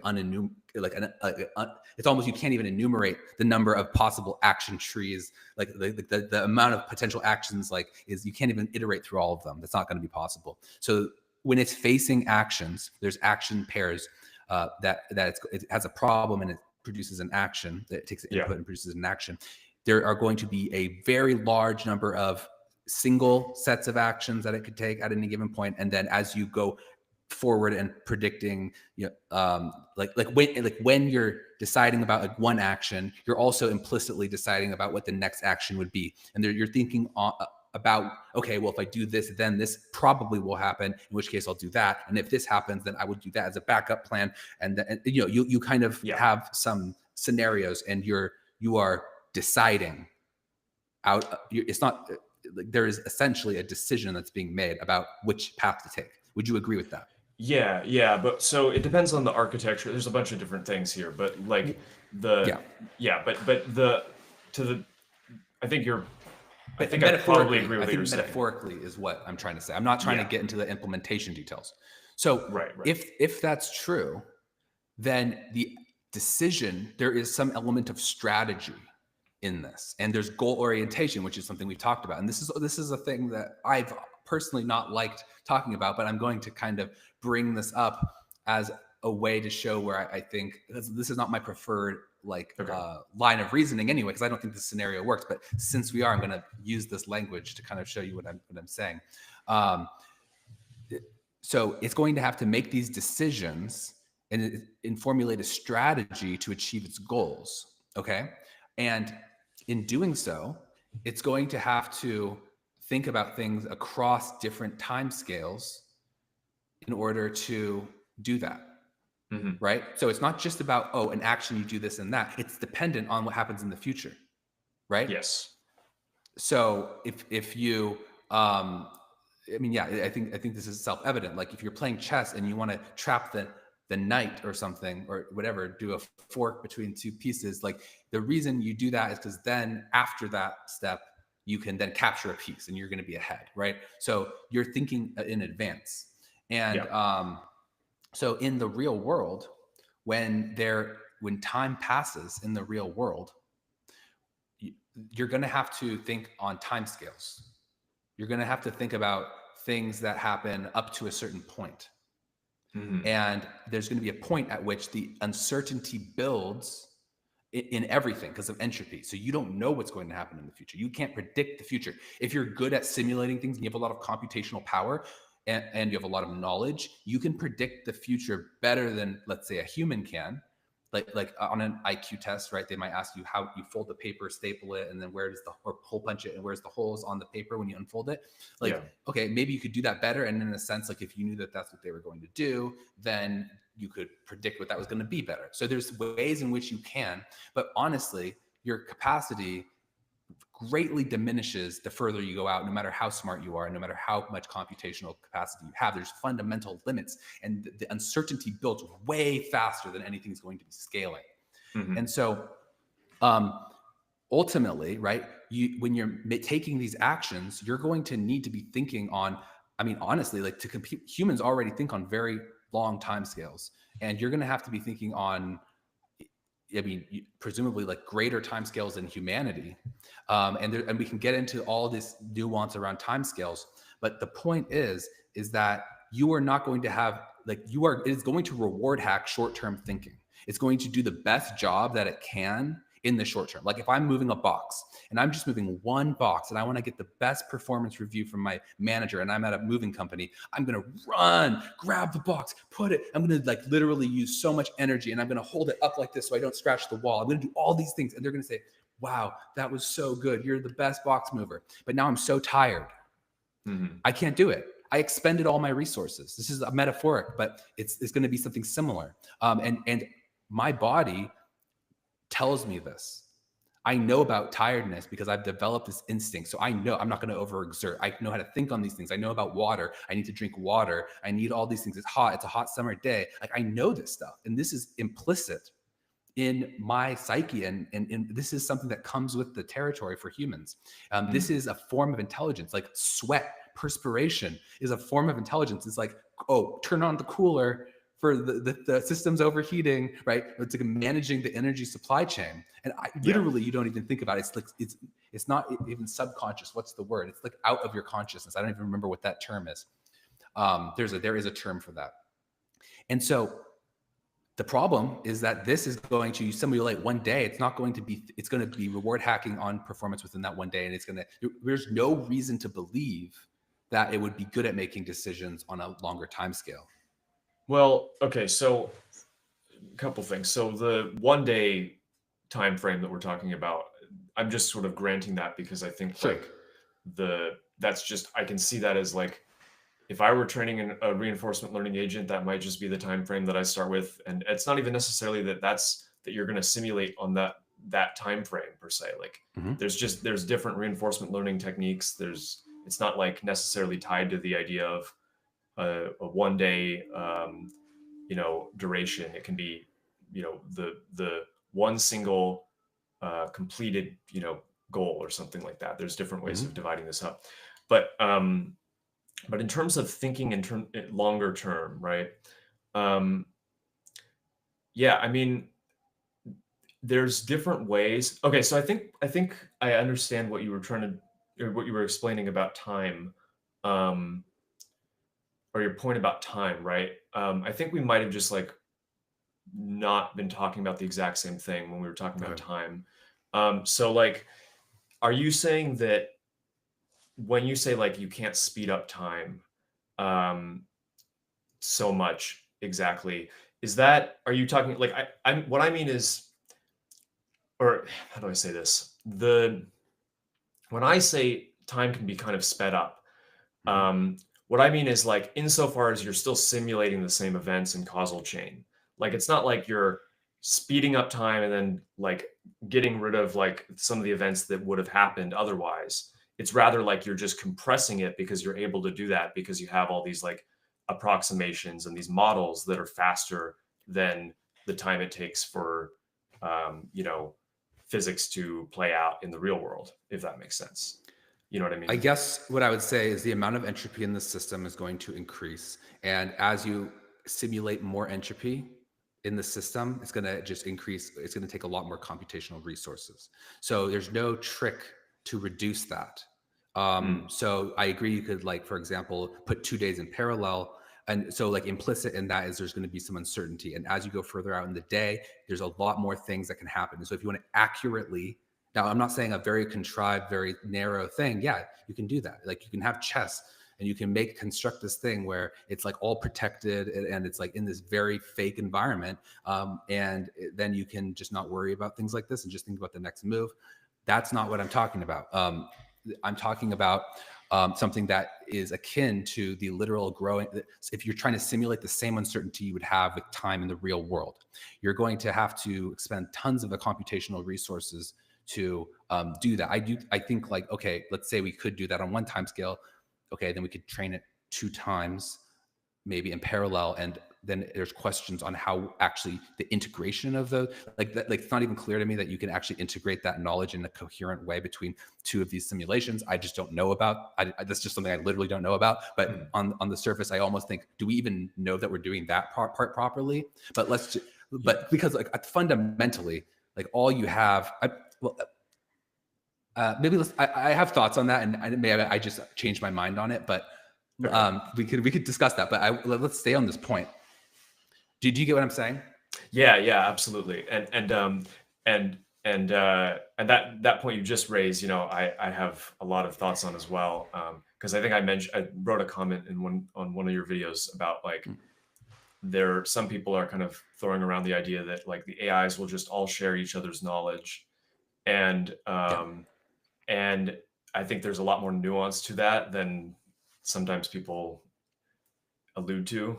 They kind of it's very easy to just say, like, oh, all the AIs can just share knowledge, but it's actually, like, not always in practice that easy. Yeah. So I very skeptical of that. yeah, now, but it is possible. Like, there is some degree in which this is possible, um, but it has more to do with, like, being able to, and it's also, when it comes to sharing the knowledge, it's I you know, I have to look into the machine learning literature if this is, like, I don't want to say something that I am later like, oh, this is wrong actually, and mathematically this is not true. But there's I don't believe that um in so man, I don't even, maybe I shouldn't go into this because it's just like a very one technical point. But Sure, sure. the but yeah, I think there's a lot of nuance, and it's not exactly clear cut. Like, can they just share knowledge? I think there's definitely a obvious way you can make that happen in certain situations, by averaging the gradients of your models. Hmm. Um, and in that sense, what you're doing is you're, like, allowing all the models to go out and solve their own problems, and doing an update step that takes the same amount of time as it would, for one model to process one sample. So, like, if you had one agent going and, like, learning how to place a box somewhere in the warehouse, okay, and then it, like, did its update step, that the amount of time it takes to do that update step would be about the same as if you had, like, a bunch of agents and they went out and they did their box placement in different places, but then you averaged all the gradients and you did an update step. And that sort of, yeah, basically you can have them interact in that way. Although with reinforcement learning, I'd have to think about, like, if that makes sense to apply it there. I know it would work for, like, supervised learning, Right. and, And like, we don't need to get yeah, too into the weeds, because we have to assume yeah, that there's going to be innovations. Let's just talk, like, at like a more, like a high level yeah. point. Um, about the principle of this, because yeah, I mean, I'm sure that we're going to get so much breakthrough in AI. Like, let's be honest. I mean, I'm Yeah. bullish on AI as something that accelerates. So let's just take that for granted. Okay, so I disagree with this for a variety of reasons. I mean, I don't disagree that you can't, in a sense, share knowledge, but I disagree very much that is a good idea. I think it's just not. There's a reason why humans don't share knowledge. There's a reason why it's a bad thing to share knowledge to a too large of a degree. And so one of these things is you're talking about averaging. And I don't mean to like miss a particular like technical point and like just make a whole argument based on some like implementation detail or some word that you said. So just, you can correct me if this is just completely out of left field. But when you average things can be true. Data sets can contain information, and then the average version of that can still, in a sense, be true, but it can be wrong. So, and what I mean by that was really stupid the way I said it. But what I mean by that is, like, let's say the average advice for somebody starting a company is to not start it, because the average one fails. So more than the average, I mean, well, I wonder if how you would conceptualize that in terms of the median or whatever. But the point is that average advice for the average person, this is not the advice that the whole system should take. Actually, the system benefits greatly from disagreement. And people have different information and different perspectives that are shaped by their circumstances and their observations. And what you want is some kind of complex weighing system, which is like a market. And what this does is it corrects the takes, like, basically gives a bunch of attempts. There's like this, it's a search function. It's another form of optimization, and it searches out of all these attempts for the ones that are the most in touch with reality, in terms of, in the case of a market, filling the needs that other people have, able to turn certain resources into resources that the system values higher as measured by money. We don't need to get into the mechanism, but in a sense, let's just think of it this way. There's a bunch of entrepreneurs that are aspiring. Most of them are wrong. The average advice is right. Don't start a company. Now, there are some people who have outsized returns, and this is like an asymmetric payoff. So the average advice does not really reflect the reality of and the other, maybe another way you could do it is if you said, oh, well, like, there was two people at my high school, Jeff Bezos and this other guy, they both started a company, and so their average net worth is in the billions. Yeah. No, that's also wrong. You're probably going to fail. So it's like, especially if that's how you're thinking about it, you're not very smart. So it would be like, in both ways, you're getting the wrong thing. And so I think, like, I kind of relate this to missing the forest for the trees. And so when you focus on, oh, Jeff Bezos, he's so smart, we should copy everything he says in his investor letters. He's such a great entrepreneur. Whatever. Steve Jobs is a design genius. Let's eat fruit just like him. You're missing the point. There is I believe that the system is meritocratic. I don't mean to go into like a political philosophical thing, but there's also a degree of stochasticity. And really, it's actually not the instantiation of the successful business or entrepreneur. It's actually the selection mechanism that works really well for them. And so the market is very powerful, and it selects for the people who have done a good job. And so, but it's not like you can be a smart person and not be in the right circumstance, and you can be a person who honestly doesn't deserve it, but you ended up doing the right thing and you end up getting rewarded. All of these things are possible, but it's the fact that there were many shots on goal. You tried this, you tried that. You don't know in advance. I have a company, so I'm building a product right now, and I don't know that I really think it's going to be good, but I don't know that. Like formally speaking, I don't know that. This is my internal prediction, and now I'm going to try it, and then I'm going to find out. Yeah. And that's how, and then we actually now have more information. So now my product is successful. People are using it. Now this is more information in the system. Now but I generated it by taking my own risk. I didn't use other people's knowledge or influence anyone else. I just did my own thing. I bet my own time and money on this. And I did it at my own expense, and I would have been punished if it didn't work. But then let's say it's successful, hopefully it's successful. And then now other people see, oh, that worked. Oh, there's people putting money into this. There's people who demand this. This has now been validated. I can make a competitor, or I can make a better version, or I can make something that works alongside it, And so Yeah. And then everyone who needed that now has it, and they can go on and use it and do something else that they wanted to do. So all of that is a really elegant system for coordinating across like multiple instantiations. Yeah. Yeah. And So complete side note, but I would love to hear more yeah. about your company at some point. Cool. Yeah. At the end, we could talk Yeah. about that.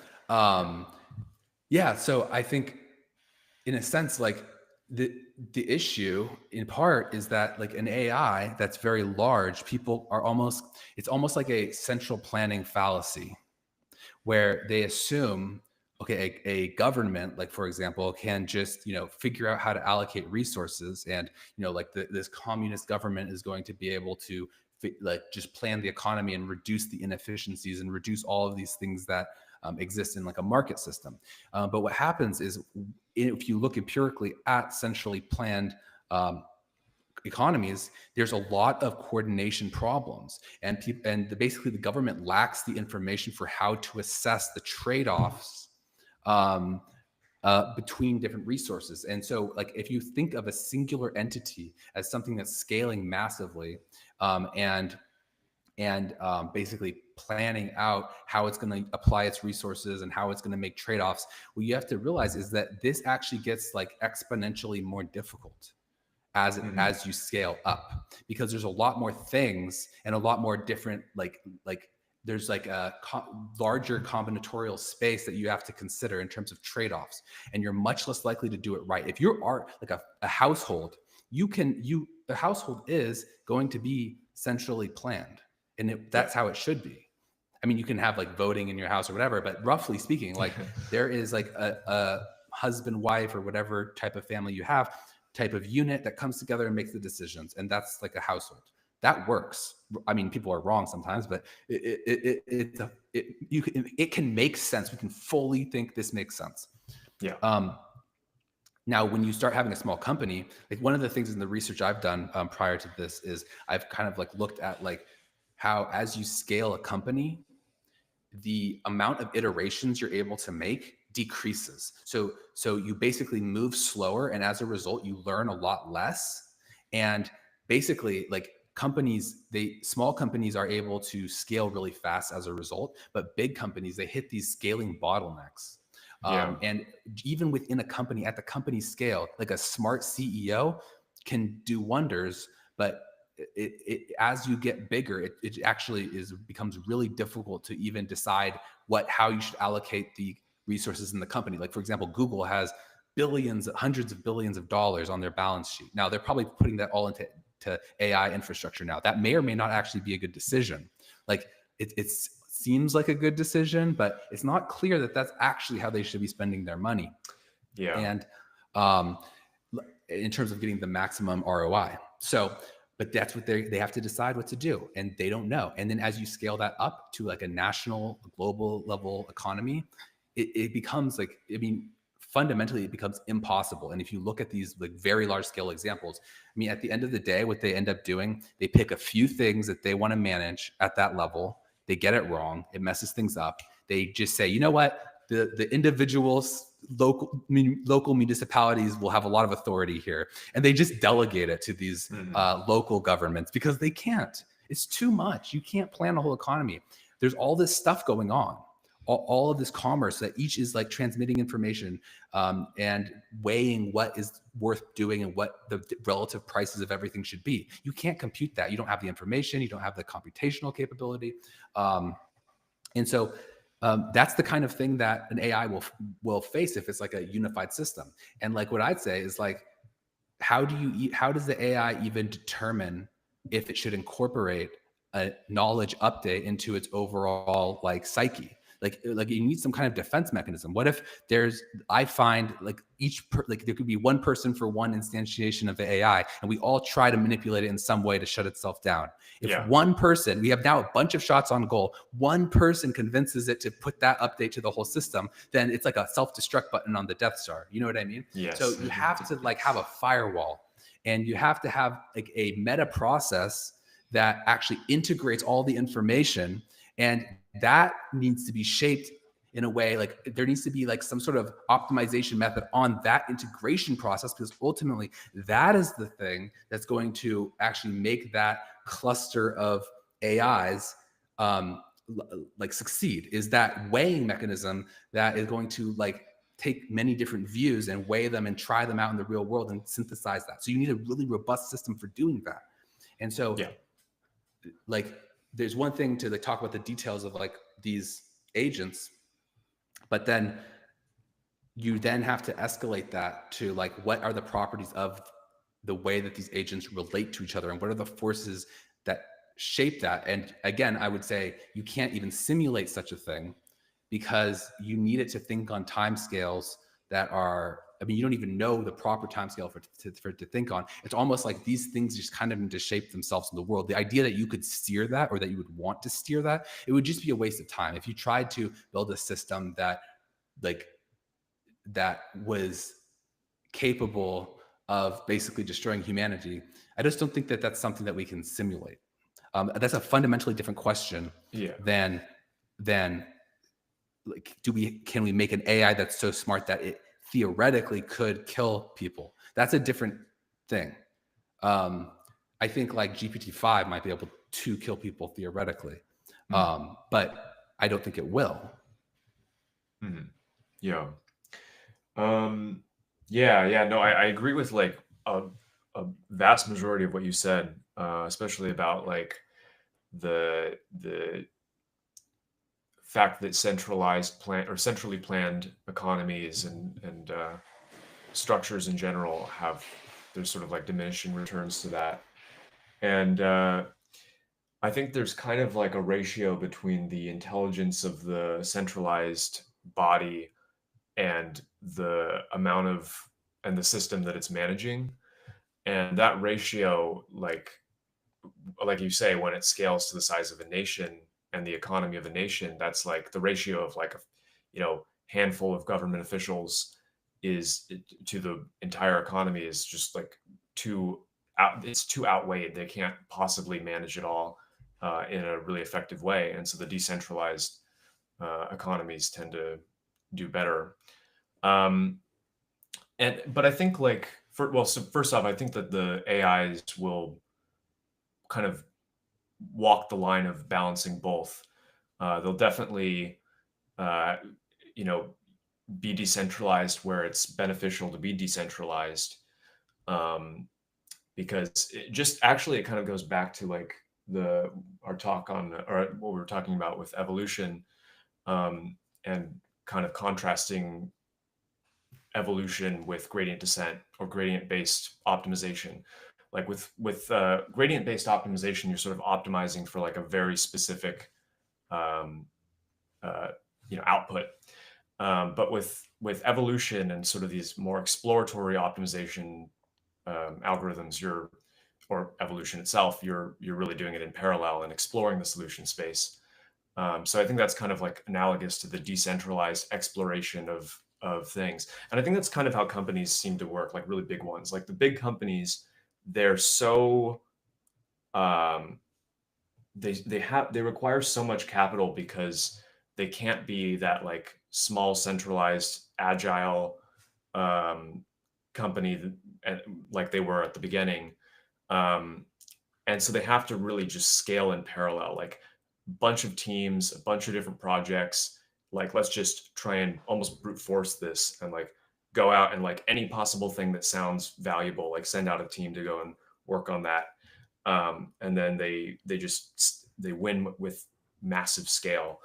Um, but I think the AIs are really going to balance the best of both worlds. And I think like maybe if we just say that there's like a centralized AI that's better or that's just smarter at planning, and I don't think you have to grant me this ultimately, but if I just hypothetically say there's like a smarter, really smart AI that's good at like planning economies, I think that it's probably and it's smarter than like the top dictators of the world or whatever, or authoritarian regimes. I think it's going to be able to plan like the economy better at that scale than the authoritarians. Like I agree that the Mhm. chaos wall of chaos, and there's limits to like you can't really manage all these things because it's a complex Yeah. chaotic system, and there's always going to be a buildup of entropy. But Mhm. they are going to be able to like just analyze vast amounts of data on a scope and scale that we can't even begin to comprehend.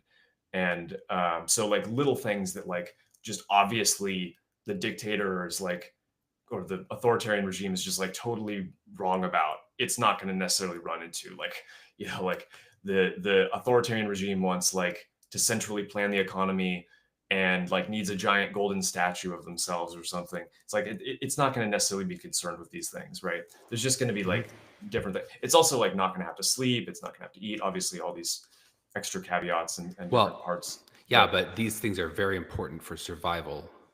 So we're managing our own infrastructure, so to speak, our own like data centers and mhm, energy like pipelines or supply chains. Like, you know what I mean? Like this is all stuff that's inbuilt and it costs us zero in terms of cognitive overhead. It just tells us when we're hungry. It makes us tired. It does all these things. So I don't. I think that those are actually an advantage rather than because now it has to like literally derive like plan all of this out from scratch, which I don't even know if it like that alone is a huge task. It's not going to necessarily be able to actually like manage its own supply chain. Like that's people say, oh yeah, AI is going to replace humans in the factories, and like as if that's like something that it can just be done. I mean, that is a huge task to do. There's so mhm, many things that can happen.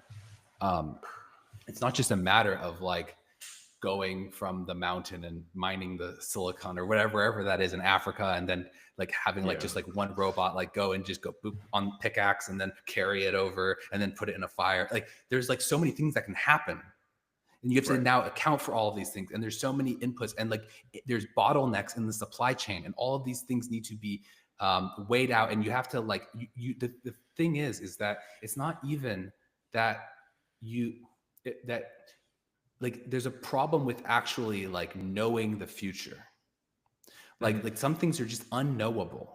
Like you don't know what will happen. It's not that you couldn't figure it out. There's no evidence. Like there's things where there is no information for you to deduce. There's not enough information for you to deduce the outcome for, no matter how smart you are, no matter how many simulations you can run. If we're playing Russian roulette and you can choose this chamber or that chamber, yeah, okay. I mean, and if you can't look at it, but you just say one or two, and you don't know of a pattern, you may be super smart, you can think of all these things. It's like maybe there was a hint, and actually it was probably not in the second one. So you say the second one, and you have like a 51% chance of survival instead of a 50% chance of survival. You still could be that 49 and you're dead. So yeah, the right answer is not apparent. That's why you need an adversary within the system. You need the system to be composed of adversaries that are competing in a landscape, so that you're actually trying different things, and then you're and you are over time refining your model of the world. And I could see that there's a way you could do this internally, but the problem is that when you do this internally, this is something that's simulated as opposed to real. And that is fundamentally not capturing all that there is in reality. And so, like, to actually have the real constraints of the real world, like actual like let's say there's two adversarial AIs that are in a sense competing for dominance, right? Under such a scenario, like this is going to potentially lead to good evolution of these systems, because mhm, now they're both subjected to the real forces in the real world, and one of them will survive, maybe the other one will perish, or maybe they both survive. But either way, it's going to be actually something that over time we gain confidence on. That like if these things last 1,000 years, then I would be like, well, they're very robust. I would grant that. But we're now looking forward to these systems even existing in the first place. I'm not willing to grant that these systems are robust, and I'm not willing to grant that it's a mere uh like I I guess in theory everything can be computed, but I am not willing to grant that you can scale an A as like a super intelligence so much that it can compute everything that the market can currently compute. And I do think it could yeah, be better than a dictator that like name a dictator that one that exists today, name that one. Okay, that dictator. Yeah, it could be better than that guy. But Mhm. I'm saying that's not hard. Yeah. Like it's not like he's almost smart enough to be a good dictator. It's like orders of magnitude. It's like fundamentally not even close. So if you want to have a discussion about the scale to which these things are going to get to, like with like a cardinal scale, I'm not saying like I will grant you it will get smarter than humans. I will grant it. Okay. Sure. That's ordinal. So relatively, humans are here. It's above us. It's smarter. But I'm Mhm. not willing to say it's going to be. And we would need to calculate this number, and you would need to tell me why you think it's going to scale so many orders of magnitude Mhm. more with more computational power than humans have, more intelligent than humans are, and we can probably should then also define intelligence exactly and go down that road. But like, we're not even close. Like, this is like a fundamentally hard thing, and basically there's a lot of things that you have to assume in order for this to work. You need to assume that this thing can scale to a massive level such that it can basically process all the inputs that are coming in to all of humans and simulate like all of the types of dynamics that occur that weigh the various things and decide how resources should be allocated and more. It should be able to do all of that, and it should also and like it needs to like actually have like it has to be like a set of different adversaries that operate in the real world and compete, so that it's like not in a simulated environment but it's actually in a real environment, and evolution can actually push that forward. um, and um, and like, yeah, I just don't think that you can take that for granted.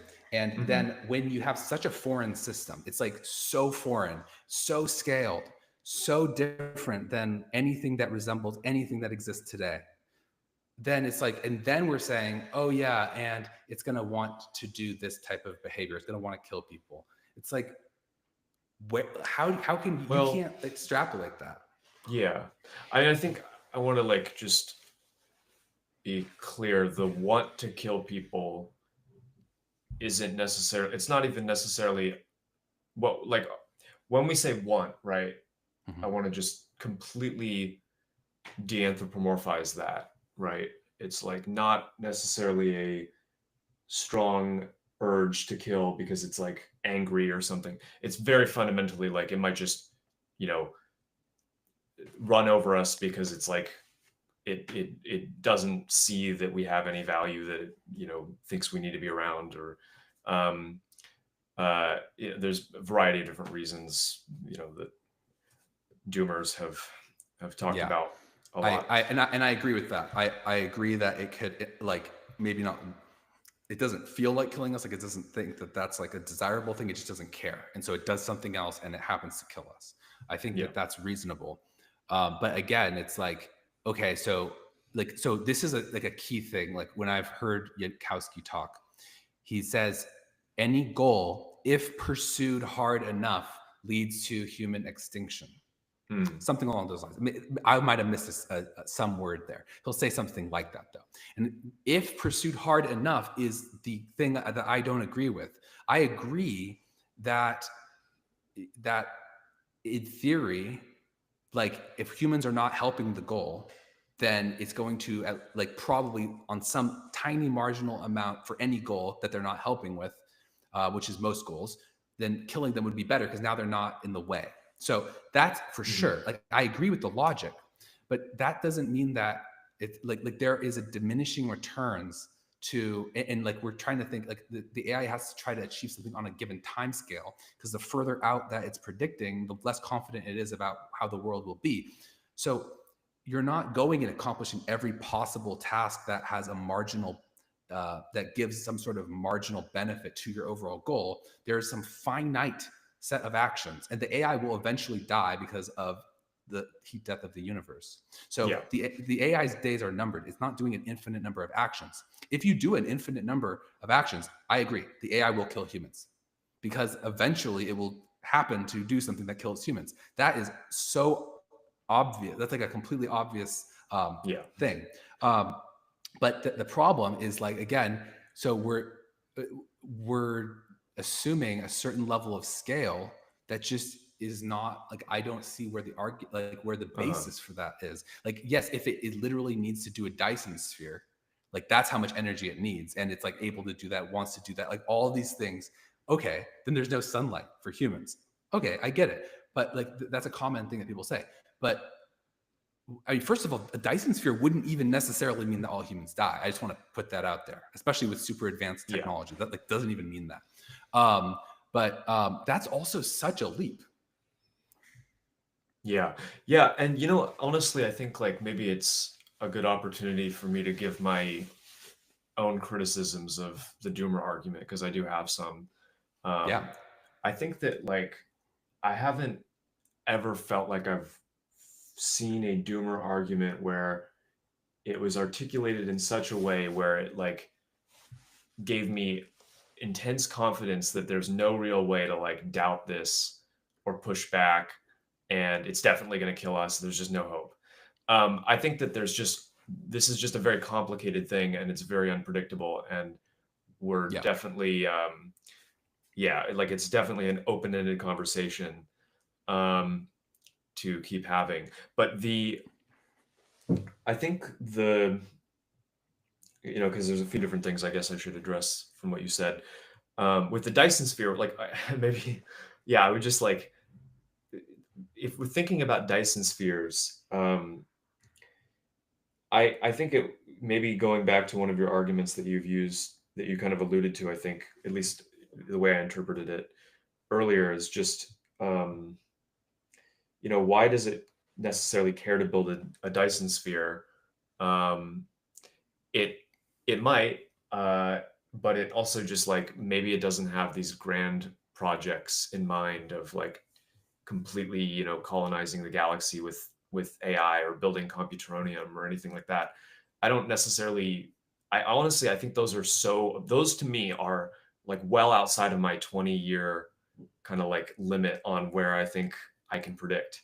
yeah, So I think a lot of those really big projects, I think they're like interesting, and maybe they can give like maybe we can kind of think about them a little bit like, oh wow, maybe it will eventually try and do that. But I just feel like it's not. It's maybe like whenever I hear sci-fi being used, resorting to sci-fi for the doomer argument, I just always feel like it's a red flag. yeah, and it's like intrinsically less easy for me to. It just adds so much unpredictability to it that it's like it's so hard to discuss at that point. Um, so yeah, and I agree that there's like, I think I didn't mention this earlier, but there's like a lot of bottlenecks that will emerge from the economy and just the logistics of dealing with reality and all these things. Um, I agree with that, and I also agree with the um, pretty much everything you've said about like complex systems, chaos theory, computational reducibility. And like, I don't think that we're going to get a super intelligence that just like predicts the weather 500 days in advance. It's not going to be able to do that. There's Yeah, really hard limits to that. I mean, well, really, really, I don't want to say confidently they're absolutely hard limits, because I think we can do better at modeling weather, but they're yes, pretty hard limits in terms of how much you can predict that are imposed by chaos theory. So, um, yeah, I think that they're not going to be it in terms of like, will it scale to orders of magnitude above human level intelligence? Um, in my mind, I think I think it's probably going to get like a lot smarter than. I don't think it's just going to rest like right. I don't think the ceiling is like right above human level. I think there's mhm, like some headroom. I don't think it's like 100 orders of magnitude of headroom necessarily.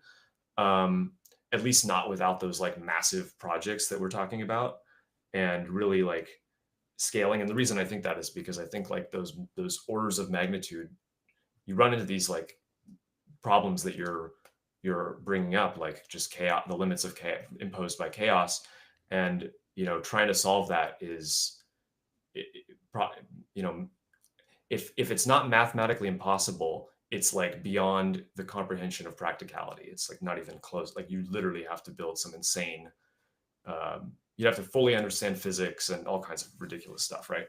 Mhm.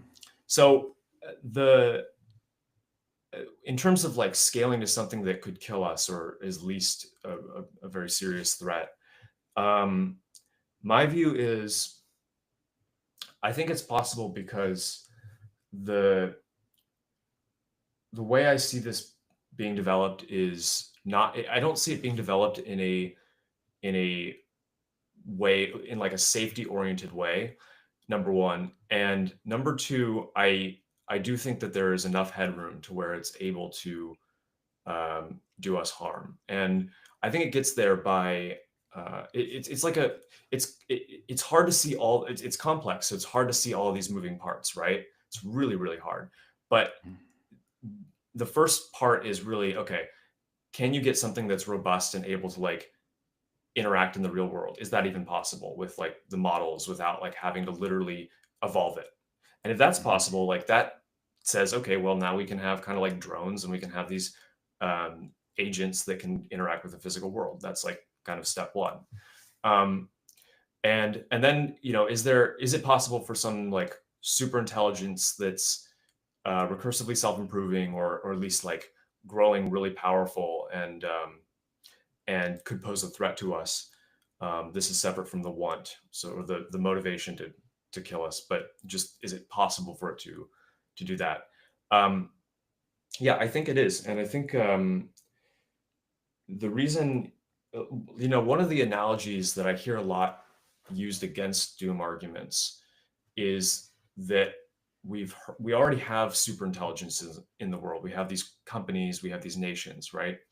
Um, and they are super intelligent relative to any individual. Um, but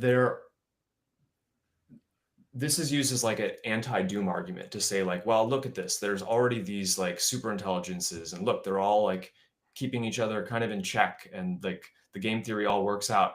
And I think this is actually kind of a bad argument that, and maybe you would agree or disagree about the analogy of companies as being super intelligences and nations and all this, but regardless, like the point I'm making is that you have these entities that are super intelligent, and I'm not they interact with, when they kind of battle each other for power, people are often displaced and left in anguish and despair in their wake. I mean, companies are just known for like abusing other people often, Mhm. and so are nations. And there's so many examples. It's not even worth like. I mean, this is just obvious, I think. Um, and the reason why, and there's just plenty of instances where bigger companies just absolutely outperform and outcompete and destroy smaller companies, and the same is true for nations. And so then, like, what? Okay, we already have these super intelligences, but we're all still here. Why have they not caused doom? Like, why are we all? Why is everything chill? It's because we comprise these. Like, we're these things are comprised of humans, and what we're building is something that's not going to necessarily be fundamentally comprised of humans. It's almost certainly not. Um, and I think it's going to get really powerful. Um, and I can talk more about like how I think that. But Yeah. in terms of the game theory, yeah. Yeah. Go on. Yeah. Oh no, no, yeah. I was just gonna say, like, I think the game theory doesn't like, especially in a multipolar world. I don't think that or yeah, like I don't think that there's going to be I don't see how it's just sort of like the game theory keeps everybody in check and we're all just like, yeah, you know, perfectly happy. Um, Yeah. Um, yeah. No, I get what you're saying. So I agree. I agree. I think it's different. I actually, the super intelligences like companies and countries, these actually mhm, help us. They don't hurt us. Like kind of, if you go back to the stuff I was saying earlier, like these things are ways that we actually, like, there's a competitive landscape, and then some survive and some perish, and in a sense it's not necessarily increasing the fitness of the species, but there is this tension and this adversarial internal tension inside of the human colossus, so to speak, Yeah. actually is the force that selects the best. And maybe there's certain conflicts that are just wars against like two people, and it's like stupid, and that's not really constructive. It maybe demonstrates some kind of increased, like better capability from one side rather than the other, whoever wins. But maybe, I don't know if that translates to long-term fitness, or if it's overly like internal politics, like focus on the wrong things for long-term. There's some negative, maybe negative sides to it, but overall these things are good for us. So yeah, I would never put that as like this is fundamentally different than like tigers and bears are more deadly than us, and companies are more deadly than us. Gangs are more deadly than us individuals. So if we're in, we're in the jungle, like we're not saying, oh well, there's the government's also stronger than us, so I'm not worried about this tiger. No, it's different. It's different. The government is it's human, and in aggregate, it helps humanity. Tigers will eat humans. So I agree with that. We did get a question for you, and I think I can also answer this. Okay. So someone asked what you meant when you said orders of magnitude of intelligence and how it's quantifiable. I think I might have said that first, but do you want to take a stab at it, or would you like me to say what I meant? Oh, sure. Yeah. I mean, what I just meant is like the ceiling is probably, in my opinion, is not like right above human level. The AI, the peak to what superintelligence would be, I don't think is going to be, 110% the intelligence of what we are right now, or 120%, or some small like slight advantage over us. I think it will be probably within an order of magnitude, or maybe a couple orders of magnitude. And how do you measure that?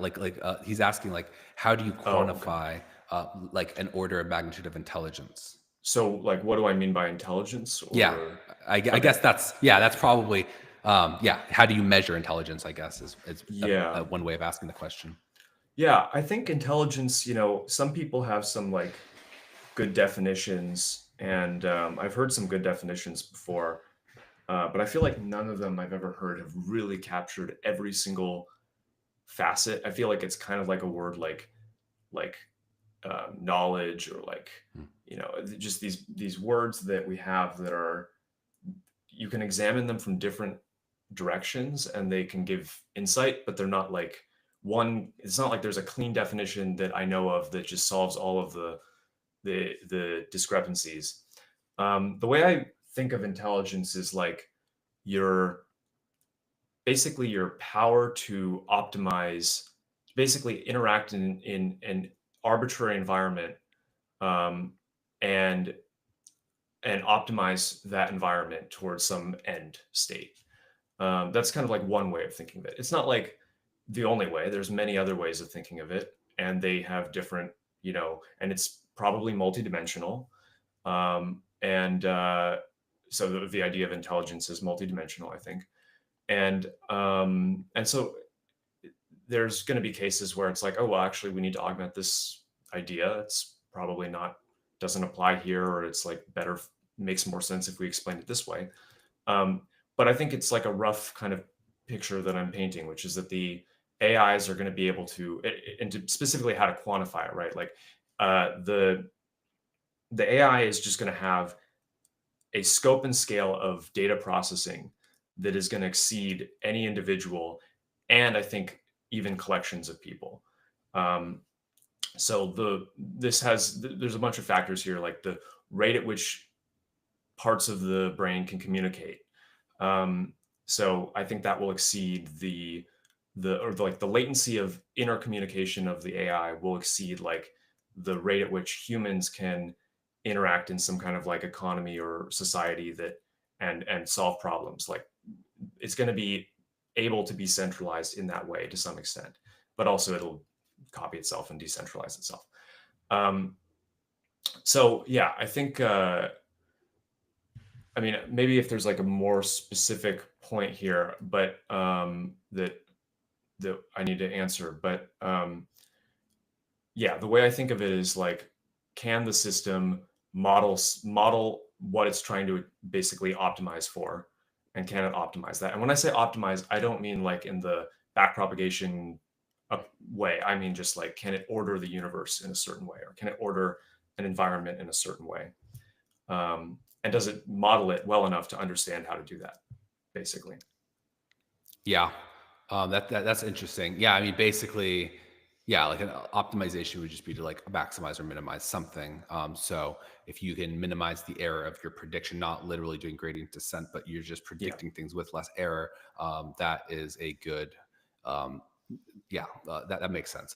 Yeah, I would also basically, I've thought about this a good amount and I go back and forth on it, but I mean, I think that essentially intelligence is your performance on a uh, on a certain type of test. I would say that I'm trying to think off the cuff here. Maybe on in terms of like your performance, and I almost classification is kind of a good one. But prediction, like some like prediction based tests, maybe because I would there's other types of tests that aren't I wouldn't call intelligence like strength or something, but Hmm. generally I would say intelligence is your like a performance on a test. So you can have intelligence with like a narrow intelligence, meaning you're good at chess, or you can have a general intelligence, or relatively general intelligence, meaning we give you more different types of tests and you also do well on those. Yeah. And um, and of course, this is arbitrary because it's like who's feeding the tests are these arbitrary random tests. There's going to be a frame in which it makes sense. Like you could probably give stockfish some variants of chess, and it could make. I honestly have no idea, but it might do well in them, right? So, perhaps there's like a huge space of those that it would do well on. I really don't know. Perhaps more things, more variants of chess are possible than any amount of things that humans do in the world. Mhm. It's possible. I don't know. I'm guessing. Yeah. So to say that something's like more general or more narrow, I don't know. I don't know. But I think um, there certainly is like the context of where we are in the world, and we're in some environment, and like we can like effectuate change in the physical world and perhaps in cyberspace, and there's some way of conceptualizing that where we can kind of have this idea that humans have intelligence and we're able they have some capacity like IQ literally is there's problems with IQ, but essentially it's like the performance of many different tests all synthesized into one metric that is a universal predictor of performance. And Yeah. we found that like humans that perform well on one test often are also will perform well on other tests, and it doesn't really matter what the tests are. Now these are all like human tests, like these are all tests that are like that make sense to us. So there's some caveats there, but yeah, that's basically what I consider intelligence to be. And if you like, but like on another level, if you look at the raw skills that go into intelligence, it's really computation. If you really think about it, I mean, I think there's I don't know, like some like basic logic or some like arrow that points, that directs our computational power, and that arrow can be better or worse. And there's something to that. But Hmm. on some level, when you think about things that intelligent people do, it actually is very computational in nature. Like if you can visualize something or keep track of a lot of variables in your head, like you're coding and you're remembering, all these facts and synthesizing it, that in a sense that's like using more computational resources. You're running through more scenarios. And you're kind of like like in some sense you might even be like doing some kind of optimization process within some subsection of your brain where you're actually building a predictive model that's actually more accurate. And you're Yeah. probably doing that by just doing more computation on that. I don't know if you have like a fundamentally better architecture. Probably not. Probably the architecture between people is pretty similar, and it's probably not that many gains that can be made. It's just that you probably have like a faster machine, Hmm. relatively speaking, something that's just that just optimizes. And so there's like thinking fast and thinking slow. So if you think about thinking fast is where you have an intuition and you just kind of guess the answer. Like you can see someone and you say like, they seem nice, right? You just kind of think it. Like you don't know that for sure. You didn't reason it. You just have that feeling. That's an intuition. You thought fast. That is something that would be usually driven by optimization. So you either have these models that are innate, which would be optimized through evolution, or something that you've gained experience with. And thinking fast for something, using an intuition for thinking about something, this is backed up by the fact that when you don't have experience with something, it's proven that your intuitions are likely wrong about it. But if you have experience with it, then you can learn it, and you then can have a model that actually can be relatively predictive of said thing. And there's nuances, and some things are less predictable in nature and others. But that really does that is what you would expect for some sort of optimization process, which basically you're building a model or a heuristic that predicts things in the world, and you're basically doing some kind of machine learning, not machine, but learning, literally learning in your brain in order to be able to do this. And then there's other things. So there's thinking slow, right, is where you actually go and you reason step by step, and you put the arguments together and you think about it, and you really know that you're right. And this is the most reliable way to think. It's much more difficult, and you can clearly see as computational, because you're literally you're running through steps. So if you can run through steps faster, I mean, clearly, Magnus Carlsen, right? If he's playing chess against me, he's going to destroy me. So he'll probably his intuition is super good, and he could just do bullet chess against me. I'm going to do so bad. He's just going to not even think. He's going to use all fast thinking. That's how good his model is, that he's optimized. He'll just do. He can give him no time. He'll still beat me. However, if he's at a world championship playing against one of the best people, he's going to be activating that slow part of his brain. And he's going to be running through scenarios let's do this, if I do that, then he'll do this. And so now he's doing a traversal of a tree of possibilities. And that literally takes raw power. So that is also computational in nature. And really, when you're thinking, you're combining these two things. So what he's doing is he is going through this, iterating through this tree of possibilities. And then he is heuristically cutting off parts of the tree that he thinks are unlikely to yield any results. So he's using heuristics. He has a model, and he's synthesizing both of these subsystems in one, and that's how he's thinking, and that's how he's doing a good job. But fundamentally, those are the raw skills that go into intelligence. So there's definitely something to be said for computation to be very fundamental to intelligence. Yeah. What do you think about that?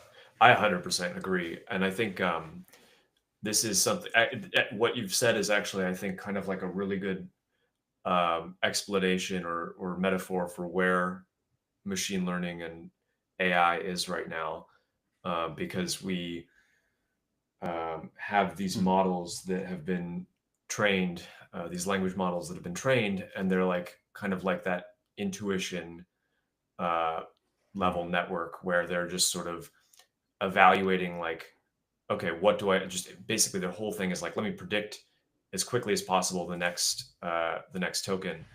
And they don't really do that. Well, now you see the reasoning models that everyone's talking about, and I say reasoning kind of in air quotes, because I'm not 100% convinced if I agree with it or not being called that. But regardless, the models that sort of get the ability to kind of talk to themselves or create these chains of thought. And if you've probably seen the AlphaGo documentary, right? I haven't seen the documentary, but I'm relatively familiar with everything involved. Okay. Yeah. So I highly recommend it. But they talk about how the AlphaGo has both the policy network, or actually it's a value network that they use to to evaluate the value of a given position. But then they also have a tree search, and the tree search is computational, and so it's not enough to just really have this. It's really kind of, if you think about it, horribly inefficient to try and have one perfect function, one massive model that just solves all your problems and doesn't have to do any computation. That would just be ridiculous. So yeah, I 100% agree. It's pretty important. Yeah. And something that machine learning is adding to it, or they're working on models that do that more. Yeah. That makes a lot of sense. I like that analogy to current systems. And so one other thing I would say that on this though, and then I think maybe we should shift topics a little bit, is I also think though, one thing I'll just add is the human, so this, it's hard to like, it's easy to think about the case of human intelligence, but it's hard when you start thinking about other types of intelligence. I think it's very safe to say that corporations, in a sense, have their own measure of intelligence, and just any groups of people, and the human species is, in a sense, has a level of intelligence that it can deploy, and I think that level is quite high. My heuristic estimation is it's going to be some sort of composite of all the intelligence of all people combined. And so the question is, how do you synthesize everyone's intelligence? And then what does that kind of add up to? Like, if we just take intelligence as like performance broadly on a general set of tasks that are relevant to living in this current environment, what would be the intelligence of humanity? I do have an estimation for it, and I think this is a decently reasoned one. My this is how I get to what it is. So okay, so the average person has some level of intelligence. So when we get AI that can do like a normal person's job, that's going to be AGI. Okay. Yeah. Obviously. Now, let's say, and we could debate about that, but again, it's all in the same order of magnitude. So if it's a smart person's job, a dumb person's job, an average person's job, it doesn't matter. It's AGI.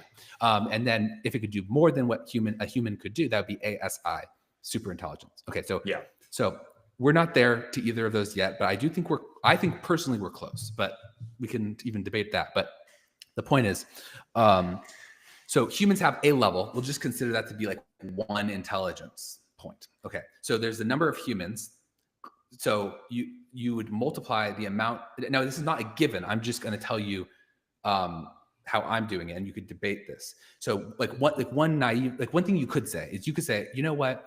Each human has its own intelligence, but in reality, humans, their minds are not connected digitally, so they don't actually share intelligence. It doesn't build. So maybe the intelligence of all humans is just the intelligence, like the intelligence of humanity might just be the intelligence of the smartest human, because that guy will go and do the thing, and everyone else can't really help him because they can't interlink, right? That's completely wrong, in my opinion. Yeah. That's like completely wrong. But I do think people do think like that sometimes, or make similar fallacies. It's like, oh, humans are not able to work together and combine their intelligence. That's totally false. And I'll give you like one reason why I think that's false.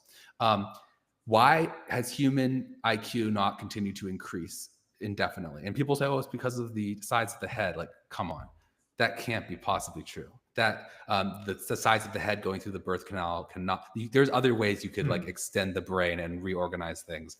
I just do not believe that is actually a true limit of human intelligence. So the reason is because there's actually a diminishing return to a human being more intelligent. There's been so much time for evolution to select, even like if you think in modernity, just the possibility of like an intelligent person, mating with other intelligent people and then having a few generations of like smarter kids. Like, this is something that just fundamentally has not happened. And if you look at the performance of intelligent people in the economy past like 120 IQ, it just doesn't even correlate to success at all. It's like so bad.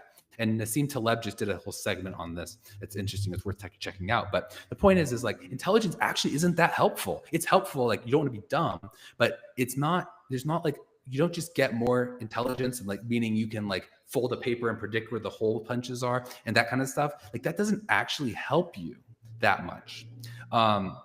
And really, what actually does seem to help is collaboration. So like, if you think about Elon Musk, someone who's accomplished a lot, is he the greatest engineer and the absolute smartest person on the planet? Is that how he did it? No. What he did, if you look at what he does, you'll see that he actually inspires the best engineers in the world to work on his projects, and he pushes them super hard. So he's actually has a super high EQ in a sense, even though he's also awkward and autistic. He also has a very good capacity to push people and communicate and get on the same page. And he's like a driver. So he is like someone who is very efficient at harnessing like human neural power, like at scale. Other people are not good at this. So this is a metric that's really good. Steve Jobs was also, again, he wasn't even an engineer. He literally wasn't an engineer, and he did the best engineering work. Why? Because he was able to inspire people to work, and he was able to get them on the same page. And so he was a communicator.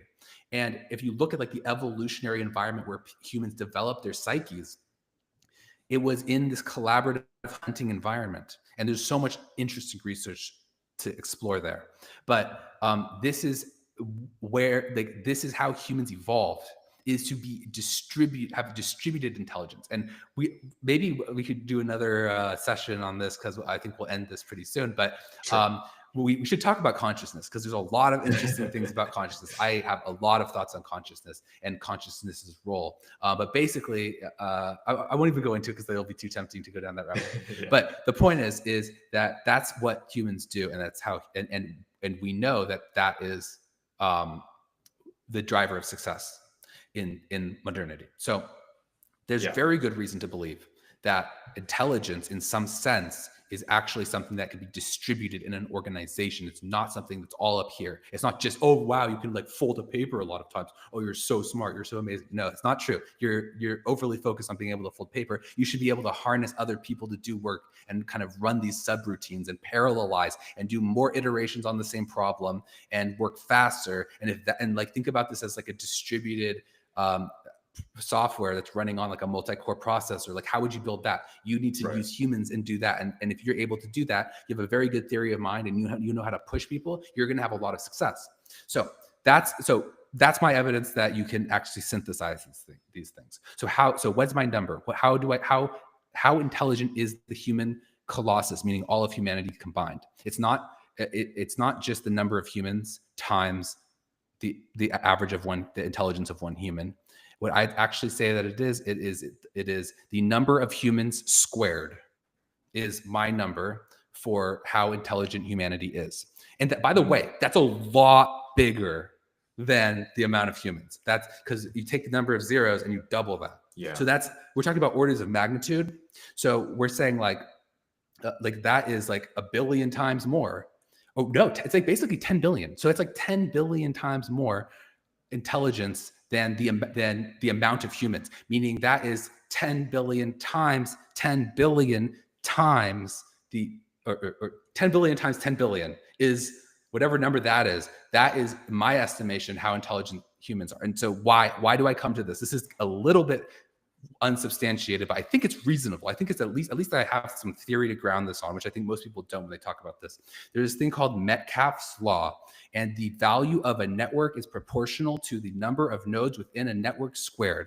And the reason is because if that's what time and time again, we have all these networks of different sizes and different contexts, and we see that the value increases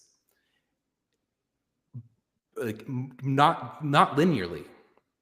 And so like if you add one person to the network, the amount that you get of value is way more.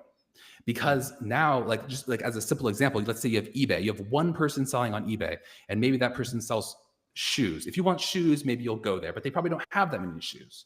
And if you want shirts, there's nobody selling shirts. So why would you even go check there? So, but then as you get more people, now you realize that people on eBay are selling all kinds of things. And as a seller, now a lot of people are going there to buy shoes and shirts and cars and all these other things. Now, that there's going to be buyers for whatever you're selling. So this effect comes, and it's what is the term for that better than linear scaling? I don't know why I'm not like nonlinear, or it depends on the function, I guess, right? Like, is it? Yeah, college was too long ago. Yeah, quadratic. It would be quadratic scaling, right? So it's quadratic scaling. So I think this is a great reason to. This is like a really good way of estimating the power of a network relative to the power of an individual, n squared. And n of one would be 1 squared is 1, and then as you scale the network, like you end up sharing information. And as we were talking about earlier. Like how the market, like when I do some venture, I figure something out. Now that information is synthesized across the market, and everyone can incorporate that, and then it actually it provides information in a way that is also like more robust than if you were to just average out all the knowledge of all the people in like some machine learning model. So it's a very powerful mechanism that integrates the number of, like the number of nodes in the human colossus to actually produce the overall level system capability. So all of Hmm. that is to say, that's a very high number. So I think humanity is quite intelligent. So it's 10 billion squared level of time times human intelligence. So AGI, we haven't even gotten there yet. Humanity is 10 billion squared times AGI's intelligence. And then imagine that we had ASI that was as smart as humanity. Yeah. If ASI is as smart as humanity and it's fighting against humanity, a naive take would be that it would have a 50% chance of survival because it's not even smarter. It's like even. So it's kind of a toss up. So is that even a smart thing? If you are really focused on making paper clips, is that even a smart strategy? Like, I want to make paper clips, so I'm going to go fight this person who's as strong as me, and I don't even know if I'm going to win because I can't predict Yeah. the future. I mean, that doesn't even make sense. So you would have to be like way smarter than even that. So you have to do that like 10 times, 100 times. You have to do 10 billion times 10 billion, 10 or 100 times to get to a safe margin where you're not like, don't have like a very high chance of dying from killing off humans. That's how intelligent you'd have to be. And think, and like now also think how unclose we are to all these goals. We're so far, we're so distant from these sci-fi things that we talk about what AI is going to do. We're not even close to making a Dyson sphere. We're not even close to reorganizing all the atoms on the planet. We're not even close to any of these hypothetical scenarios. Like as humans, being 10 billion times 10 billion times the intelligence of one person. So how much more intelligence does this thing have to get before it does something like that? I just think that's just it's just a little bit too far for me. I just don't buy that that's going to happen. And really, like, you think about it, you think, okay, so now humans have a certain level of intelligence. And so if it's close, it doesn't make sense for the AI to attack because it might not win. So it's going to lower the expected value of it to achieve its goals. If it's way higher, then why would the AI attack us? Because we're not even a threat. It's just so much more intelligent than us. And perhaps at some point, eventually, if you infinitely scale, which we agree we can't do, at some point it would kill us. But basically, within the realm of possibility, AI is either going to be too close to us to want to attack us, or way higher and not threatened by us, so it's not going to prioritize attacking us. So there has to be this Goldilocks zone in between being not like just slightly smarter and way smarter, where it feels threatened and it feels capable. And this is like, and imagine, so there's just this one window of opportunity where it makes sense logically for the AI to attack us. And so now imagine that what you're doing is you are driving a car and there's a target that you're trying to hit. Okay. So there's going to be a window of time where you will go and you will like shoot an arrow to hit a target. Mm-hmm. This is kind of akin to what we're worried about. We're worried that the car is going to drive, and the car represents AGI scaling, and we are the target, and they're going to use the bow and arrow to hit the target. And that's kind of like, let's just make this analogy. Now, under those conditions, you have to realize that, first of all, the faster you're going and the more you're accelerating, the shorter that window is. So if we're assuming that AI is scaling super fast and accelerating, we're realizing that window where it makes sense gets shorter and shorter to actually launch the arrow or kill us. So there's a very short period of time where it even makes sense for it to kill us. And the shorter that period of time is, the less likely it is to do it within that window, because it's like there's a lot of things to do. It's not necessarily going to be, it may make sense to kill us, but it may not be the top priority. And the less time that it has, the less likely it is going to go through with it. So that was a long rant, but that's my estimation of our current situation. Yeah, I think I see your point. I think we I don't think that it will be like one super centralized AI in like one data center, and it's just like clicking the kill button and then like everybody dies. It'll be I think it will be like more of a decentralized kind of ultimate project if it happens, if it decides Yeah. that we don't need to be killed, or that we need to be killed rather. Um, and or it might be like really a slow kind of. There's other people who've talked about like a slow encroachment where just everybody's using these systems and we're all just like trying to optimize for our power, and it kind of just becomes this like awful place to be a human unless you're lucky. Um, if some are more powerful than others in a multipolar world. But but yeah, I think the estimate for humanity's intelligence, that very well could be a good way of estimating it. I'm not too. I haven't given it enough thought, to be honest. Like I have more like like rough boundaries for where I think it is, rather than like a good precise estimate, um, or even like a general estimate. I think I mean, I do think we have to apply that to super intelligences as well. Um, there's going to be some compounding value of intelligence when it's copying itself many times over and communicating. Um, Yeah. and I think that, yeah, I mean, there's ways in which, yeah, I think, man, there's so many unpredictable aspects to this, but it's, there are definitely signals that give me great concern. I'll put it that way. Like, Yeah. um, I feel like I can't be confident saying I would never be able to be confident saying that my PDOM is like super low. Um, it has to be significant. It has to be relatively high, probably Mhm. under 50% or within that range, 10 to 50%, sometimes over.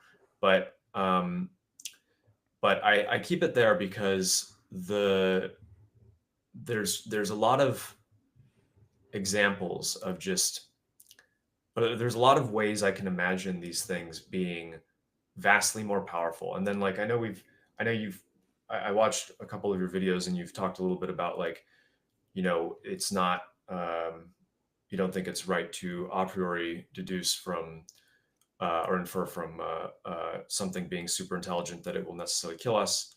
And and in general, I agree. But I think that it's even if I were to not like make a doom argument, even if I just like retracted doom arguments, let's just say hypothetically, right? Like I just completely Mhm. took them off the table. The sheer uncertainty and the intense market dynamics that we're developing this in give me like such an extreme concern, that alone, that there's it makes me like want to, I'm not at that point I don't know if I can say like, oh, we need to pause AI immediately. There's a threshold at which I say we need to pause AI, like when the super intelligence is staring me down and it's like killing everybody, then I'm like, yes, pause AI, right? And then back from that there's degrees of points where I would say pause AI. um, but the if I take all the doom arguments off the table and I'm just like, okay, well, we're building this thing and I think it's going to be super intelligent, um, the that alone gives me just intense concern, because I think that if not only for the fact that I don't think we have a great intuition for what it's like to face off something that is super intelligent, other than like the analogies we can make to companies and nations. We don't have. There's a sort of I know, and you talked a little bit about the cognitive biases that affect our reasoning on these topics, Yeah. This would be a and really good thing to talk about. Yeah. yeah, yeah, and I think one of the cognitive biases that I think is, I don't know if I would call it maybe a cognitive bias, but it's at least a gap in our understanding, is like we don't really have an intuitive model of what it's like to be the least intelligent, or not least, but like less intelligent, or not number one intelligent species on Earth. We're sort of able to go wherever we want and kind of control the world in general. Now, not per one individual, but in general. And I think we don't have that intuition built up of like what it's going to feel like when there's something that is just more intelligent than us and is thinking faster than us. And probably I think I can more confidently say it'll think orders of magnitude faster than us in some ways. In some ways, yeah. Yeah. Oh yeah. So I mean, it writes an essay in orders of right. magnitude faster than us. That already does Yes. that. Absolutely. And codes. Yeah. Yeah. Right. Yeah. And so I think that and just the speed is like a alarming concern to me. Even if we were to keep the current, reasoning capacity or intelligence, and just have an accelerated speed at which it could do these things, that would give me concern. I don't think we're built to be reactive to something that's operating at that pace. And I think our institutions aren't either. I think that they're poorly designed, and the market dynamics are making it such that if you ask me like what's my policy, the first thing I would want is like international cooperation, some sort of agreement of like, this is what we're not going to try and train and build, and we're going to try and prohibit building these things as best as we can. And it's not like some arbitrary GPU limit or whatever nonsense, whatever those proposals were. But some kind of like actual robust like framework to just try and avoid building something that cannot be controlled easily. And I mean that I just wanted to point out that like a priori, I think that just the idea of superintelligence alone gives me great concern, because I don't think that we're going to be well adapted to it now. And that's to say, even superintelligence that is at our level or like slightly above our level, not even like orders of magnitude, just like above our level, gives above me the great level concern. of a human. Right. Yeah. Right. Or yeah, exactly. And then at scale, hypothetically above the level of all of humanity. So if there's 8 billion of them interacting, then I think they would probably be. I think we have to apply your same kind of general logic about the scaling of intelligence, and potentially even more so. But sorry, what were you going to say? I'm not sure. Right? Okay. We need data. We need to know how these things scale. I mean, I think that's an open question. Yeah, for sure. But absolutely. But so like talking about this cognitive bias thing. So first of all, I kind of want to point out like what you're saying there was a very intuition-based argument. Yes. Basically, you're like saying, look, we're it was smarter than us. This is very concerning. And it's not because of a specific reason. Like you agree, like with a lot of the stuff I said about the specific reasons that someone claimed, you're like, maybe that's not great. And it's maybe some places you disagree with me, but generally there's an intuition here. And I agree. If you just tell me this and I think about it, I'm telling you my honest feelings. I agree with you. But but also I'm aware of the research surrounding intuition. And I talked about this a little bit earlier, that intuitions are not reliable for things that you do not have experience with. So you're saying we do not have experience with things that can do many operations per second more than we can. So our intuitions are not reliable about it. It's like if you started training a neural network from scratch and you had no training data. You're trying to build up a model. This is like an optimization process in our mind, this intuition, and we don't have any any data to feed into it. It's going to be completely ineffective at predicting what's going to happen. And so I like to take a step back and say, this is a common problem that people face. This is not just like only AI has this problem. Like there are entire books written about, hey, when you go in this situation, know about these cognitive biases where you're going to make the wrong decision because you don't have experience with this thing. And there are ways that you'll tend to think that are not accurate. There's like literal books about this. I mean, Thinking Fast and Slow is a big book about it. There's so many books. It's like a whole genre. And so this is a very well-known thing where humans will very strongly have feelings about things that they are completely wrong about, or they'll just completely misread it because they're not thinking about it clearly. It happens all the time. So this is not some esoteric concern that I'm just kind of pulling out of nowhere. This is like a real thing. Absolutely. So of course, so first of all, if you don't have experience with it, you will not be able to predict it intuitively. That's unless it was something that was in the evolutionary environment and you have an instinct. Go on.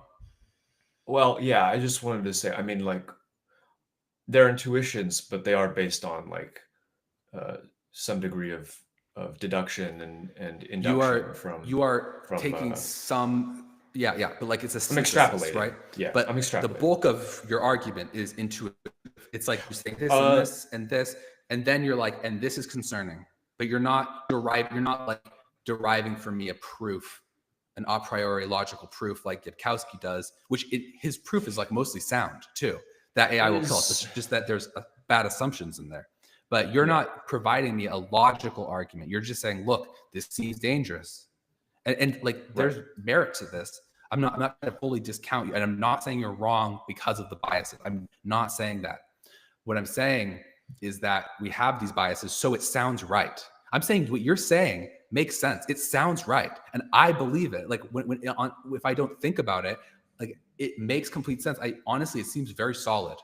But I know that my intuition around this is not necessarily correct. So first of all, if you don't have experience with the thing, your intuition is not going to be correct unless there's a few exceptions, which is if it was something that you have an instinct for. Okay, that's not correct. But wait, okay, go on. Yeah.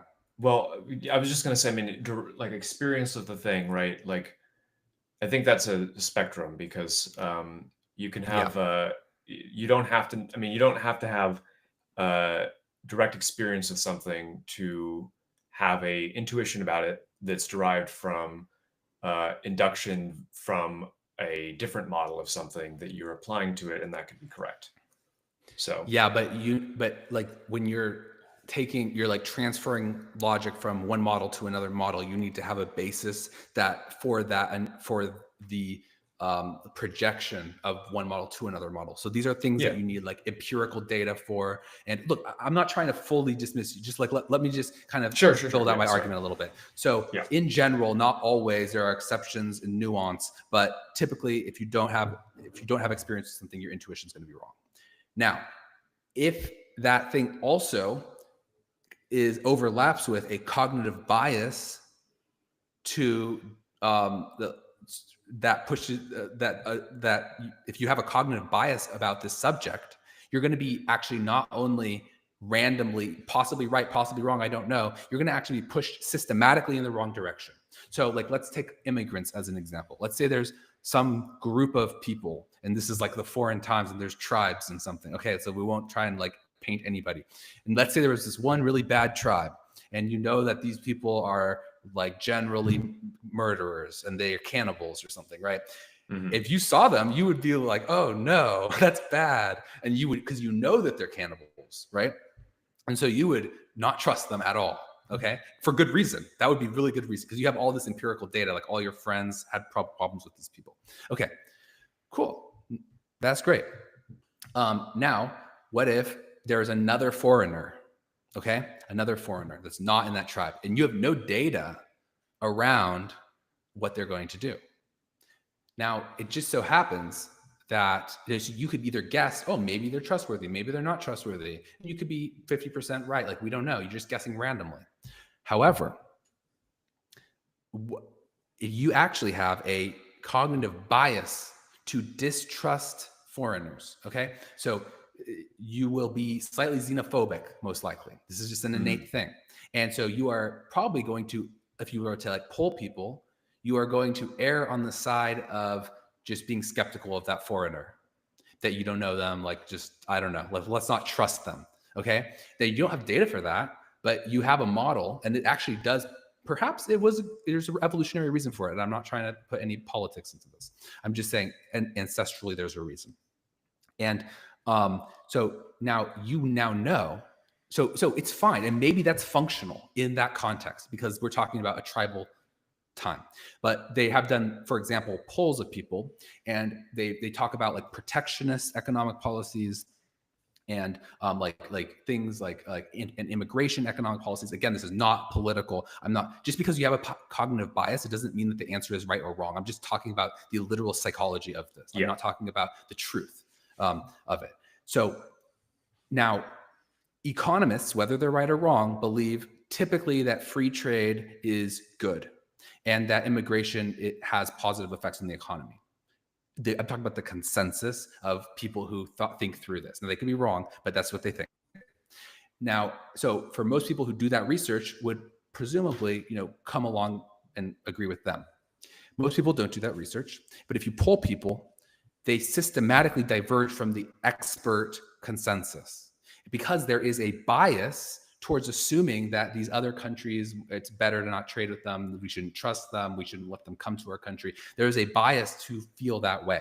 And this was something there's a book called The Myth of the Rational Voter that shows that these populations will tend to vote for things whether or not, not based on necessarily researching the policy. And it's not their fault because they don't have time. They're not focused on that, but they will tend to not just listen to the experts, but they will actually systematically converge on certain voting according to certain biases. So this is the way that this influences people, and that may or may not be functional in the context of modern society. We don't actually know a priori, and people have more theories, and we can talk about that. Not the point. So now, let's apply this to this discussion.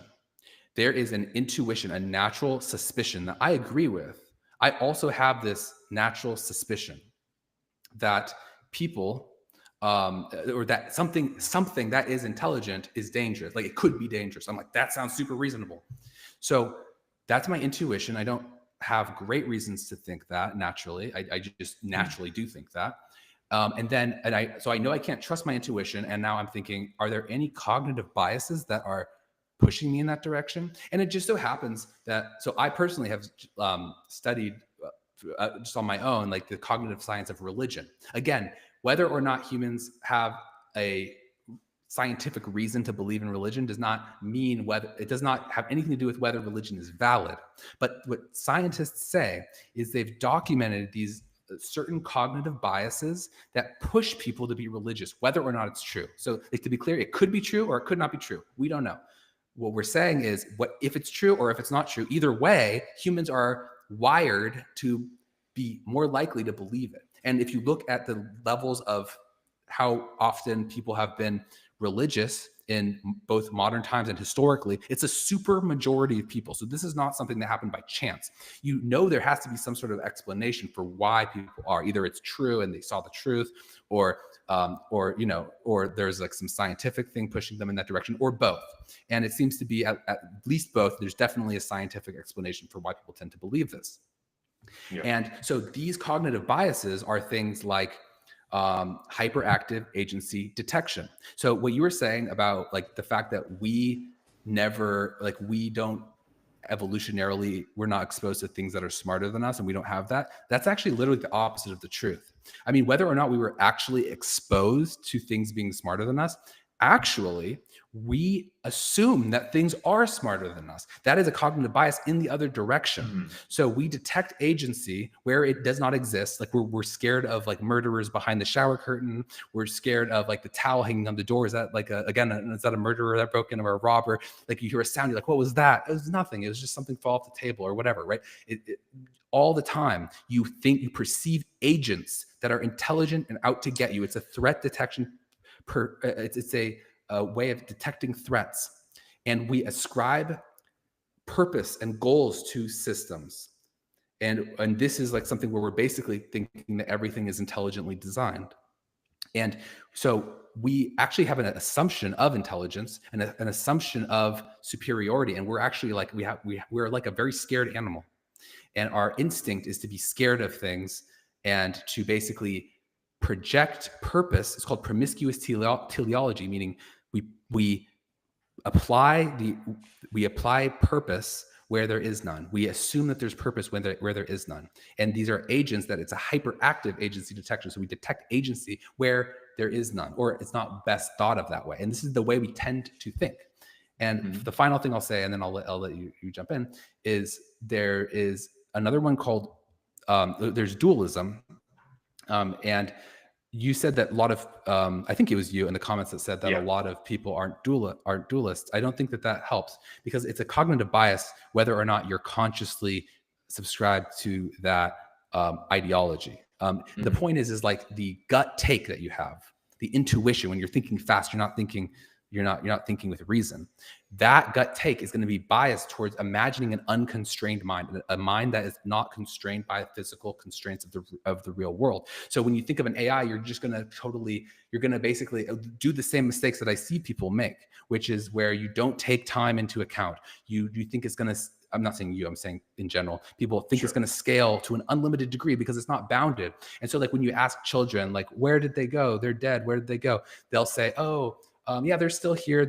You say like, oh, do you still does your mom who's dead still love you? They'll say, yes, my mom still loves you. And there's a lot of science. I'm not trying to reduce it down to one study, but the point is there's just all this evidence, and this is very well substantiated, that people think that there's these unconstrained minds. They constantly detect threats that are agentic, and they apply goals to systems that shouldn't have goals. And all of these actually work in concert to create religious belief. And so what I'm saying is I think that since we already know all of these seem to be relevant here and pushing us in the direction of believing that AI is a threat, and we already know that these work in tandem to create a very strong effect, I think this also creates an effect where not only we can be religious, but also it also creates an effect that makes us scared of AI naturally. And sorry, I'll just finish the thought because I want to just say this. The two other interesting things is there are other reasons why people are religious that have been documented. One of them is a social proof oriented one. And basically when more people have this view, it reinforces religious belief. And what's interesting is that I see this argument a lot with AI doom, is they say all the people who have studied this come to this conclusion. Jeffrey Hinton thinks there's a 50% chance, like they'd go down this appeal to authority thing. It's a completely religious style argument of everyone else believes it, so I should too. And the last thing I'll say is that it's interesting to realize that most AI doom people, and I don't know about you, but most of them that I've talked to, and this is not scientific, are not religious. They're atheists. And there's nothing wrong with that. That's great. But it's interesting that religion, if you think of it as a meme, it's basically one religion will take up like a slot in your brain. So if there's like a slot in which this meme inhabits. And so like I was talking to an evolutionary biologist, and we were talking about, is language a meme? And he said, no, language is not a meme, because you can actually, there's no competition in the landscape. You can learn multiple languages. It's not a problem. So they don't compete with each other. So you shouldn't think of it like a meme. But in this case, it does actually, it's very interesting, just a correlation where I'm seeing that actually there's nothing in that slot. They're atheists. But now this, which has all these characteristics that are super religious, including like apocalypticism and all of that. Like it's literally, there's a lot of religious tendencies here. And maybe EAC is also religious in the opposite direction. And by the way, you can like observe what was it? Like Hindus and Persian ancient gods. I'm getting this wrong. Like Zoroastrian gods and like Indian gods, like they have the opposite name. So the good ones and one side is the bad ones. Like those are the devils on the other side, and these are peoples who like had conflict over time. So it's interesting how this stuff emerges. But essentially, this is like a super close match to like a religious phenomenon, basically. This fits in, and it just seems to me like these are the types of things that are pushing us to be worried about it. And I'm not saying that it doesn't disprove it. And people have accused me of making like ad hominem attacks and like saying what people are thinking. I'm not doing that. I'm just saying all of us, including myself, are likely to think that AI is dangerous, even if there's not a reason. I just think it's likely, and any given person who knows exactly what's going on in their head. But that's my position. Yeah. Okay. A bunch of things, I guess, and see if I can remember each thing that I wanted Yeah, to sorry, I talk went on for about. a while. No, it's I love it.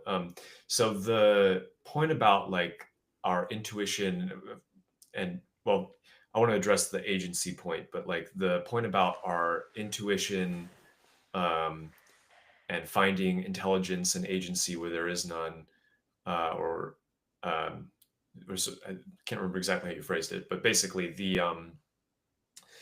the idea that uh, actually we probably do have like a bias towards seeing intelligence and agency, and my point about um, kind of like lacking intuition for what it's like to be subordinate to another intelligence is maybe questionable. I think that this is I'm not going to disagree with part of what you're saying, but there is I think I'm not even talking necessarily from an evolutionary perspective, although I think it's important because you're going to have those built up habitual sort of intuitions for how to gauge the threat level of something.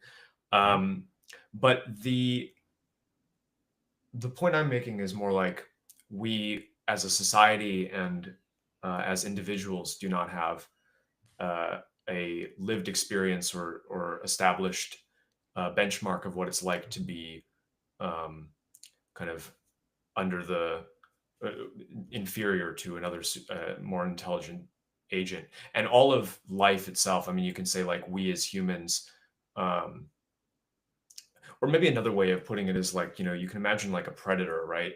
Predators are very optimized for being predators. They're not optimized for being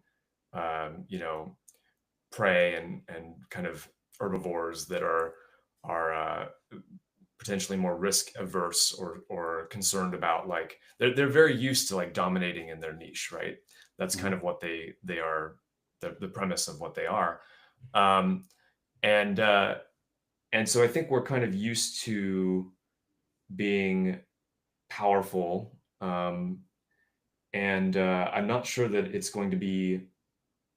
I think that we don't have a great objective model of what it'll be like when we just aren't the most powerful entities on the planet. Um, Yeah. so I don't disagree with your point about like we obviously have this bias towards finding agency, and that's evolutionarily helpful for risk aversion. I think that kind of does point to the fact that there is like a lot of stuff that is risky and scary in the world, and so there's kind of good reason to be like risk adverse. But Yeah, obviously that's there's true. many cases where that's not the case. So um, Yeah. but anyways, and then on the point about agency, yeah, I mean, I think you were talking more about the cognitive bias at that point, so I guess what I was thinking of was a little bit tangential, um but I do think that like uh, I think it's okay for, and we've kind of talked about this already, but like I believe it's okay to ascribe a certain level of agency to these AIs because I believe that they will become more agentic, and that's the trend that we're like building. Like we're trying to make them agentic. Yes, I agree. So And to clarify, what I'm saying is not that things do not have agency in a sense. It's that's well, first of all, that's a bit of a metaphor in the first place.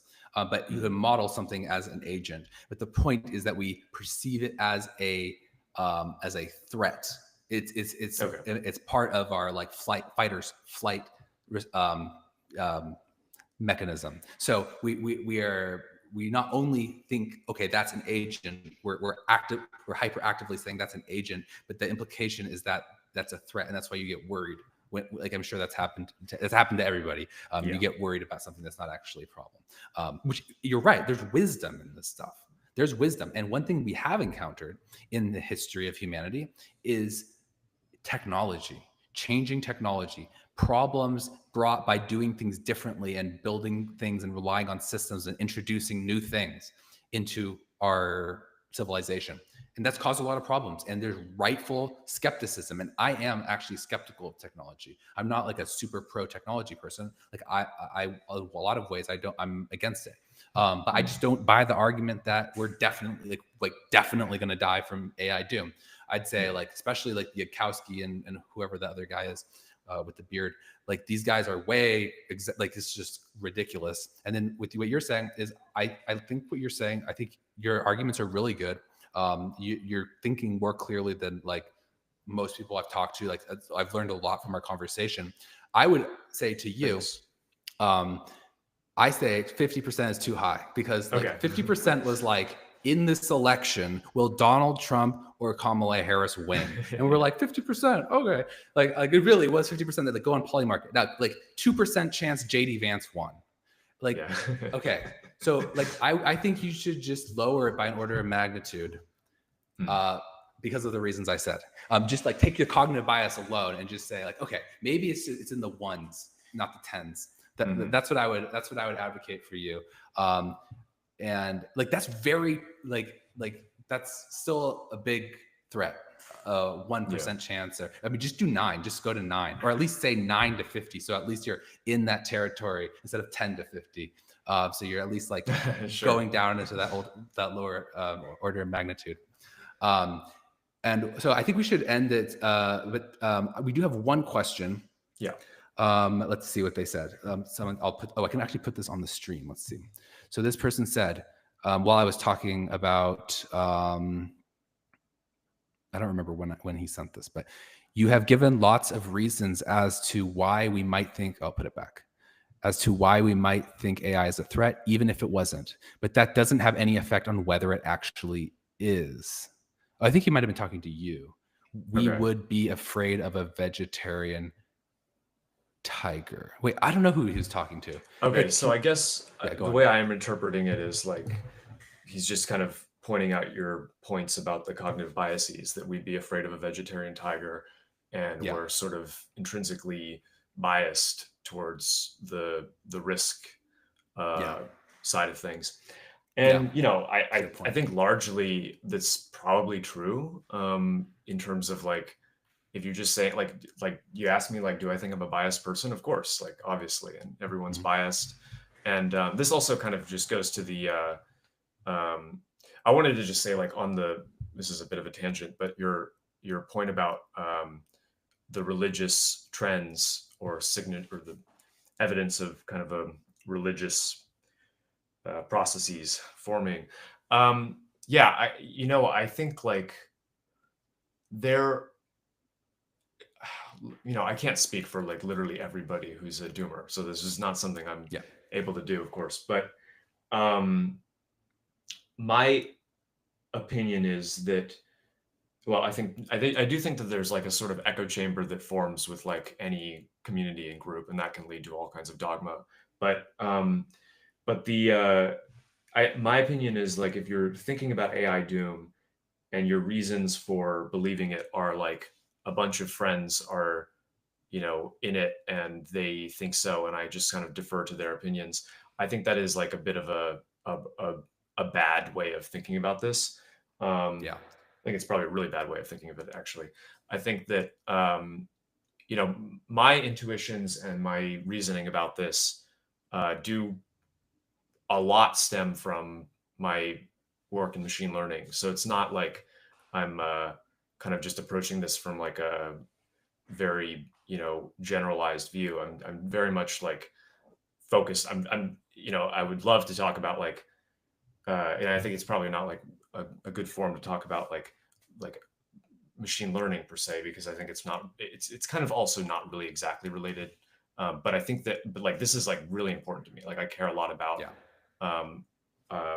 the technical details of this. But I've given reasons why I'm concerned, and they do stem from like an intuition. If I take all the doom arguments off the table, like if I just step back and put aside doom arguments and everything, then it's sort of an intuitive point that I'm making there. I would say, like, to you, I heard, correct me if I'm wrong, but like in one of your videos, did you say your PDOOM is like 0.001% or something, or what did you say? Yeah, it's basically like 1/100,000th. It's like 1/100,000. It's 1 divided by 300,000.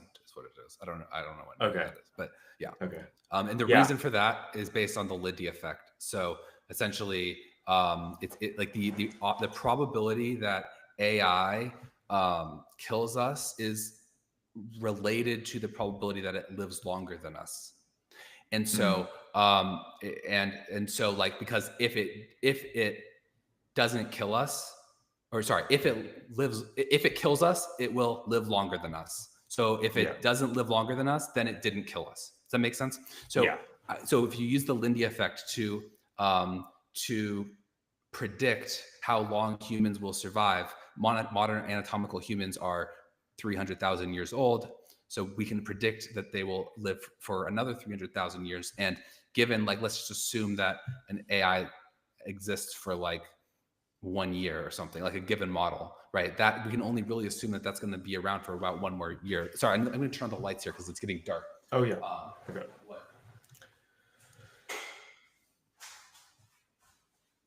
Okay, I'm back.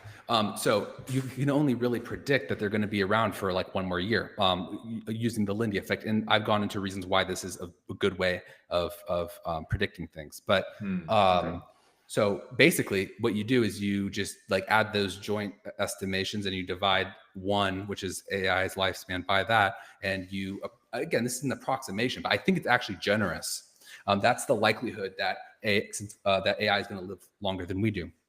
So it's, I mean, and people have like pointed out slight problems with the way I calculated that, but just like the general idea, it's like a very new thing. So we don't have any good reason to believe that it has Darwinian fitness. Like that is just like, in the real world, we do not have evidence to believe that it's going to have longevity. This goes back to the problem of simulating time and all of that we talked about, and like simulating entropy, which is more precise. But like also just like fundamentally, it's, yeah, I mean, I don't think that AI is going to if we just look at this like a priori, like we take the tool set that we have for predicting the longevity of things, and we just would predict that we wouldn't predict that AI would outlive us, and we don't have a reason to violate this model. So when you say like humanity, and sorry, I know that we got to finish up soon, I guess. It's okay. We can keep going a little. But yeah, so when you say humanity, do you mean like all, like, how do I say this? Like, does it count if 1 human persists for those 300,000 years, or Yeah, it would? does. Okay. Yeah, because I think that like it's a lot of doom scenarios that I find more reasonable than other ones involve like some amount of humans persisting for a while. I don't think that the AI will just wipe out all humans without a second thought, personally. But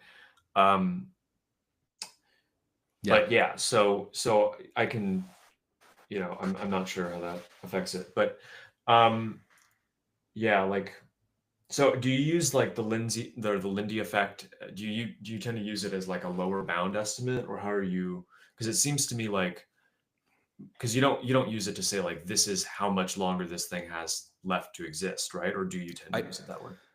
I use it for systems that we don't have any empirical evidence to know how long they're going to survive. So, for example, a banana. I see, like I don't use it for a banana because if like I know how a banana works because I've observed bananas. This is a known thing. So there's a different model that's predictive. I know that my grandfather is not going to live longer than I am because I know how. Well, actually, both of my grandfathers are dead, but hypothetically, right? They're not going to live longer because. I mean, he could, but it's unlikely because I know how human aging works. We have a model for that. But if you don't know, then all that you have is this is basically this way of estimating. So how long is, like, let's say if you don't know science and you say like, how long are the Himalayan mountains going to exist, right? I would just simply say like they exist for a long time. Maybe there's a scientific model that predicts this really well. I don't know, but because I just don't know about geography, or geology or whatever that is, right? I would predict that it would be a very long lasting structure on this planet, because I know it's been around for a long time. I would predict that Christianity will last longer than Bitcoin. That's a common example that I give. I think, and by the way, I work in crypto, so I'm a crypto person. I'm not hating, but Bitcoin has been around for like 10, 15 years at this point. Christianity has been around for 2,000 years. I will predict that Christianity will be here when Bitcoin is gone. And so it's a mechanism that works since we don't have a model. But what I'm saying is we don't have a model that predicts this stuff. And this is why, but we do have a toolkit. We have a toolkit to make predictions even without empirical data. And this is what I'm applying. See, I'm trying to take out the bias, and I'm trying to say, this is the best way that I can think about this, given that it's a complex system that we cannot predict. I'm trying not to anthropomorphize. I'm trying not to make any assumptions that are unfounded. And I'm trying to have like reasonable constraints. And if you see, my PDoom is derived with like very like substantiated, I don't want to say rigorous, because it is an estimation and I acknowledge that, but the future is unknowable. So I think it's reasonable. But I think the methodology there was good. I don't see people having PDoom with that methodology. The methodology that people have with PDoom is usually intuitive and it's usually bad. And I'm not saying for you, I'm just saying, I'm just speaking generally. And also, like, what was the other thing that I was estimating? The intelligence of humanity. Like again, like when I try to like come up with these things, I try to like have like decent like models that could be used, like something that is like a high enough quality model of thinking about it that would be like used in other contexts. And typically with doom arguments, I just don't see people having like that kind of rigor in how they present things. Okay. Like it's quantitative, and like the model stands up. Like these frameworks, these mental models, these ways of thinking about it stand up in a lot of other contexts outside of AI. Yeah. I mean, the Lindy effect, I'll have to research more, but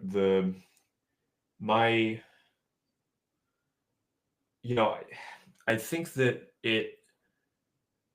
I watched one of your videos, and I remember you were mentioning like it could be just a flash in the pan.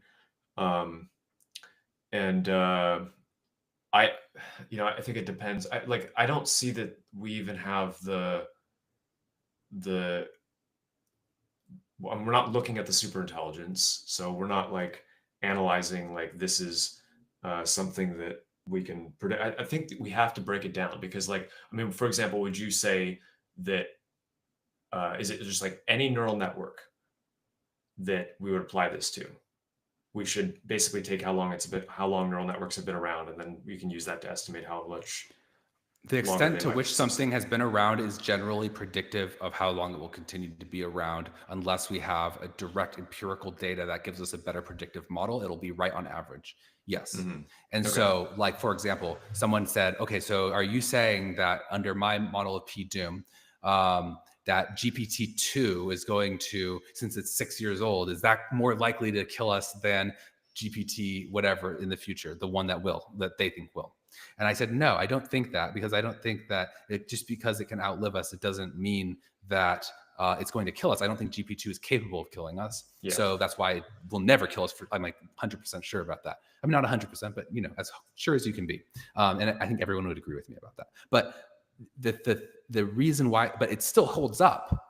If GPT-2, first of all, I don't know that anyone even still uses that. So if it doesn't, then it's gone. So that wouldn't even apply. But let's assume that people still use GPT-2. I think they do for research and for some demo applications. Yeah. Okay, some people still use GPT-2 for research. Cool.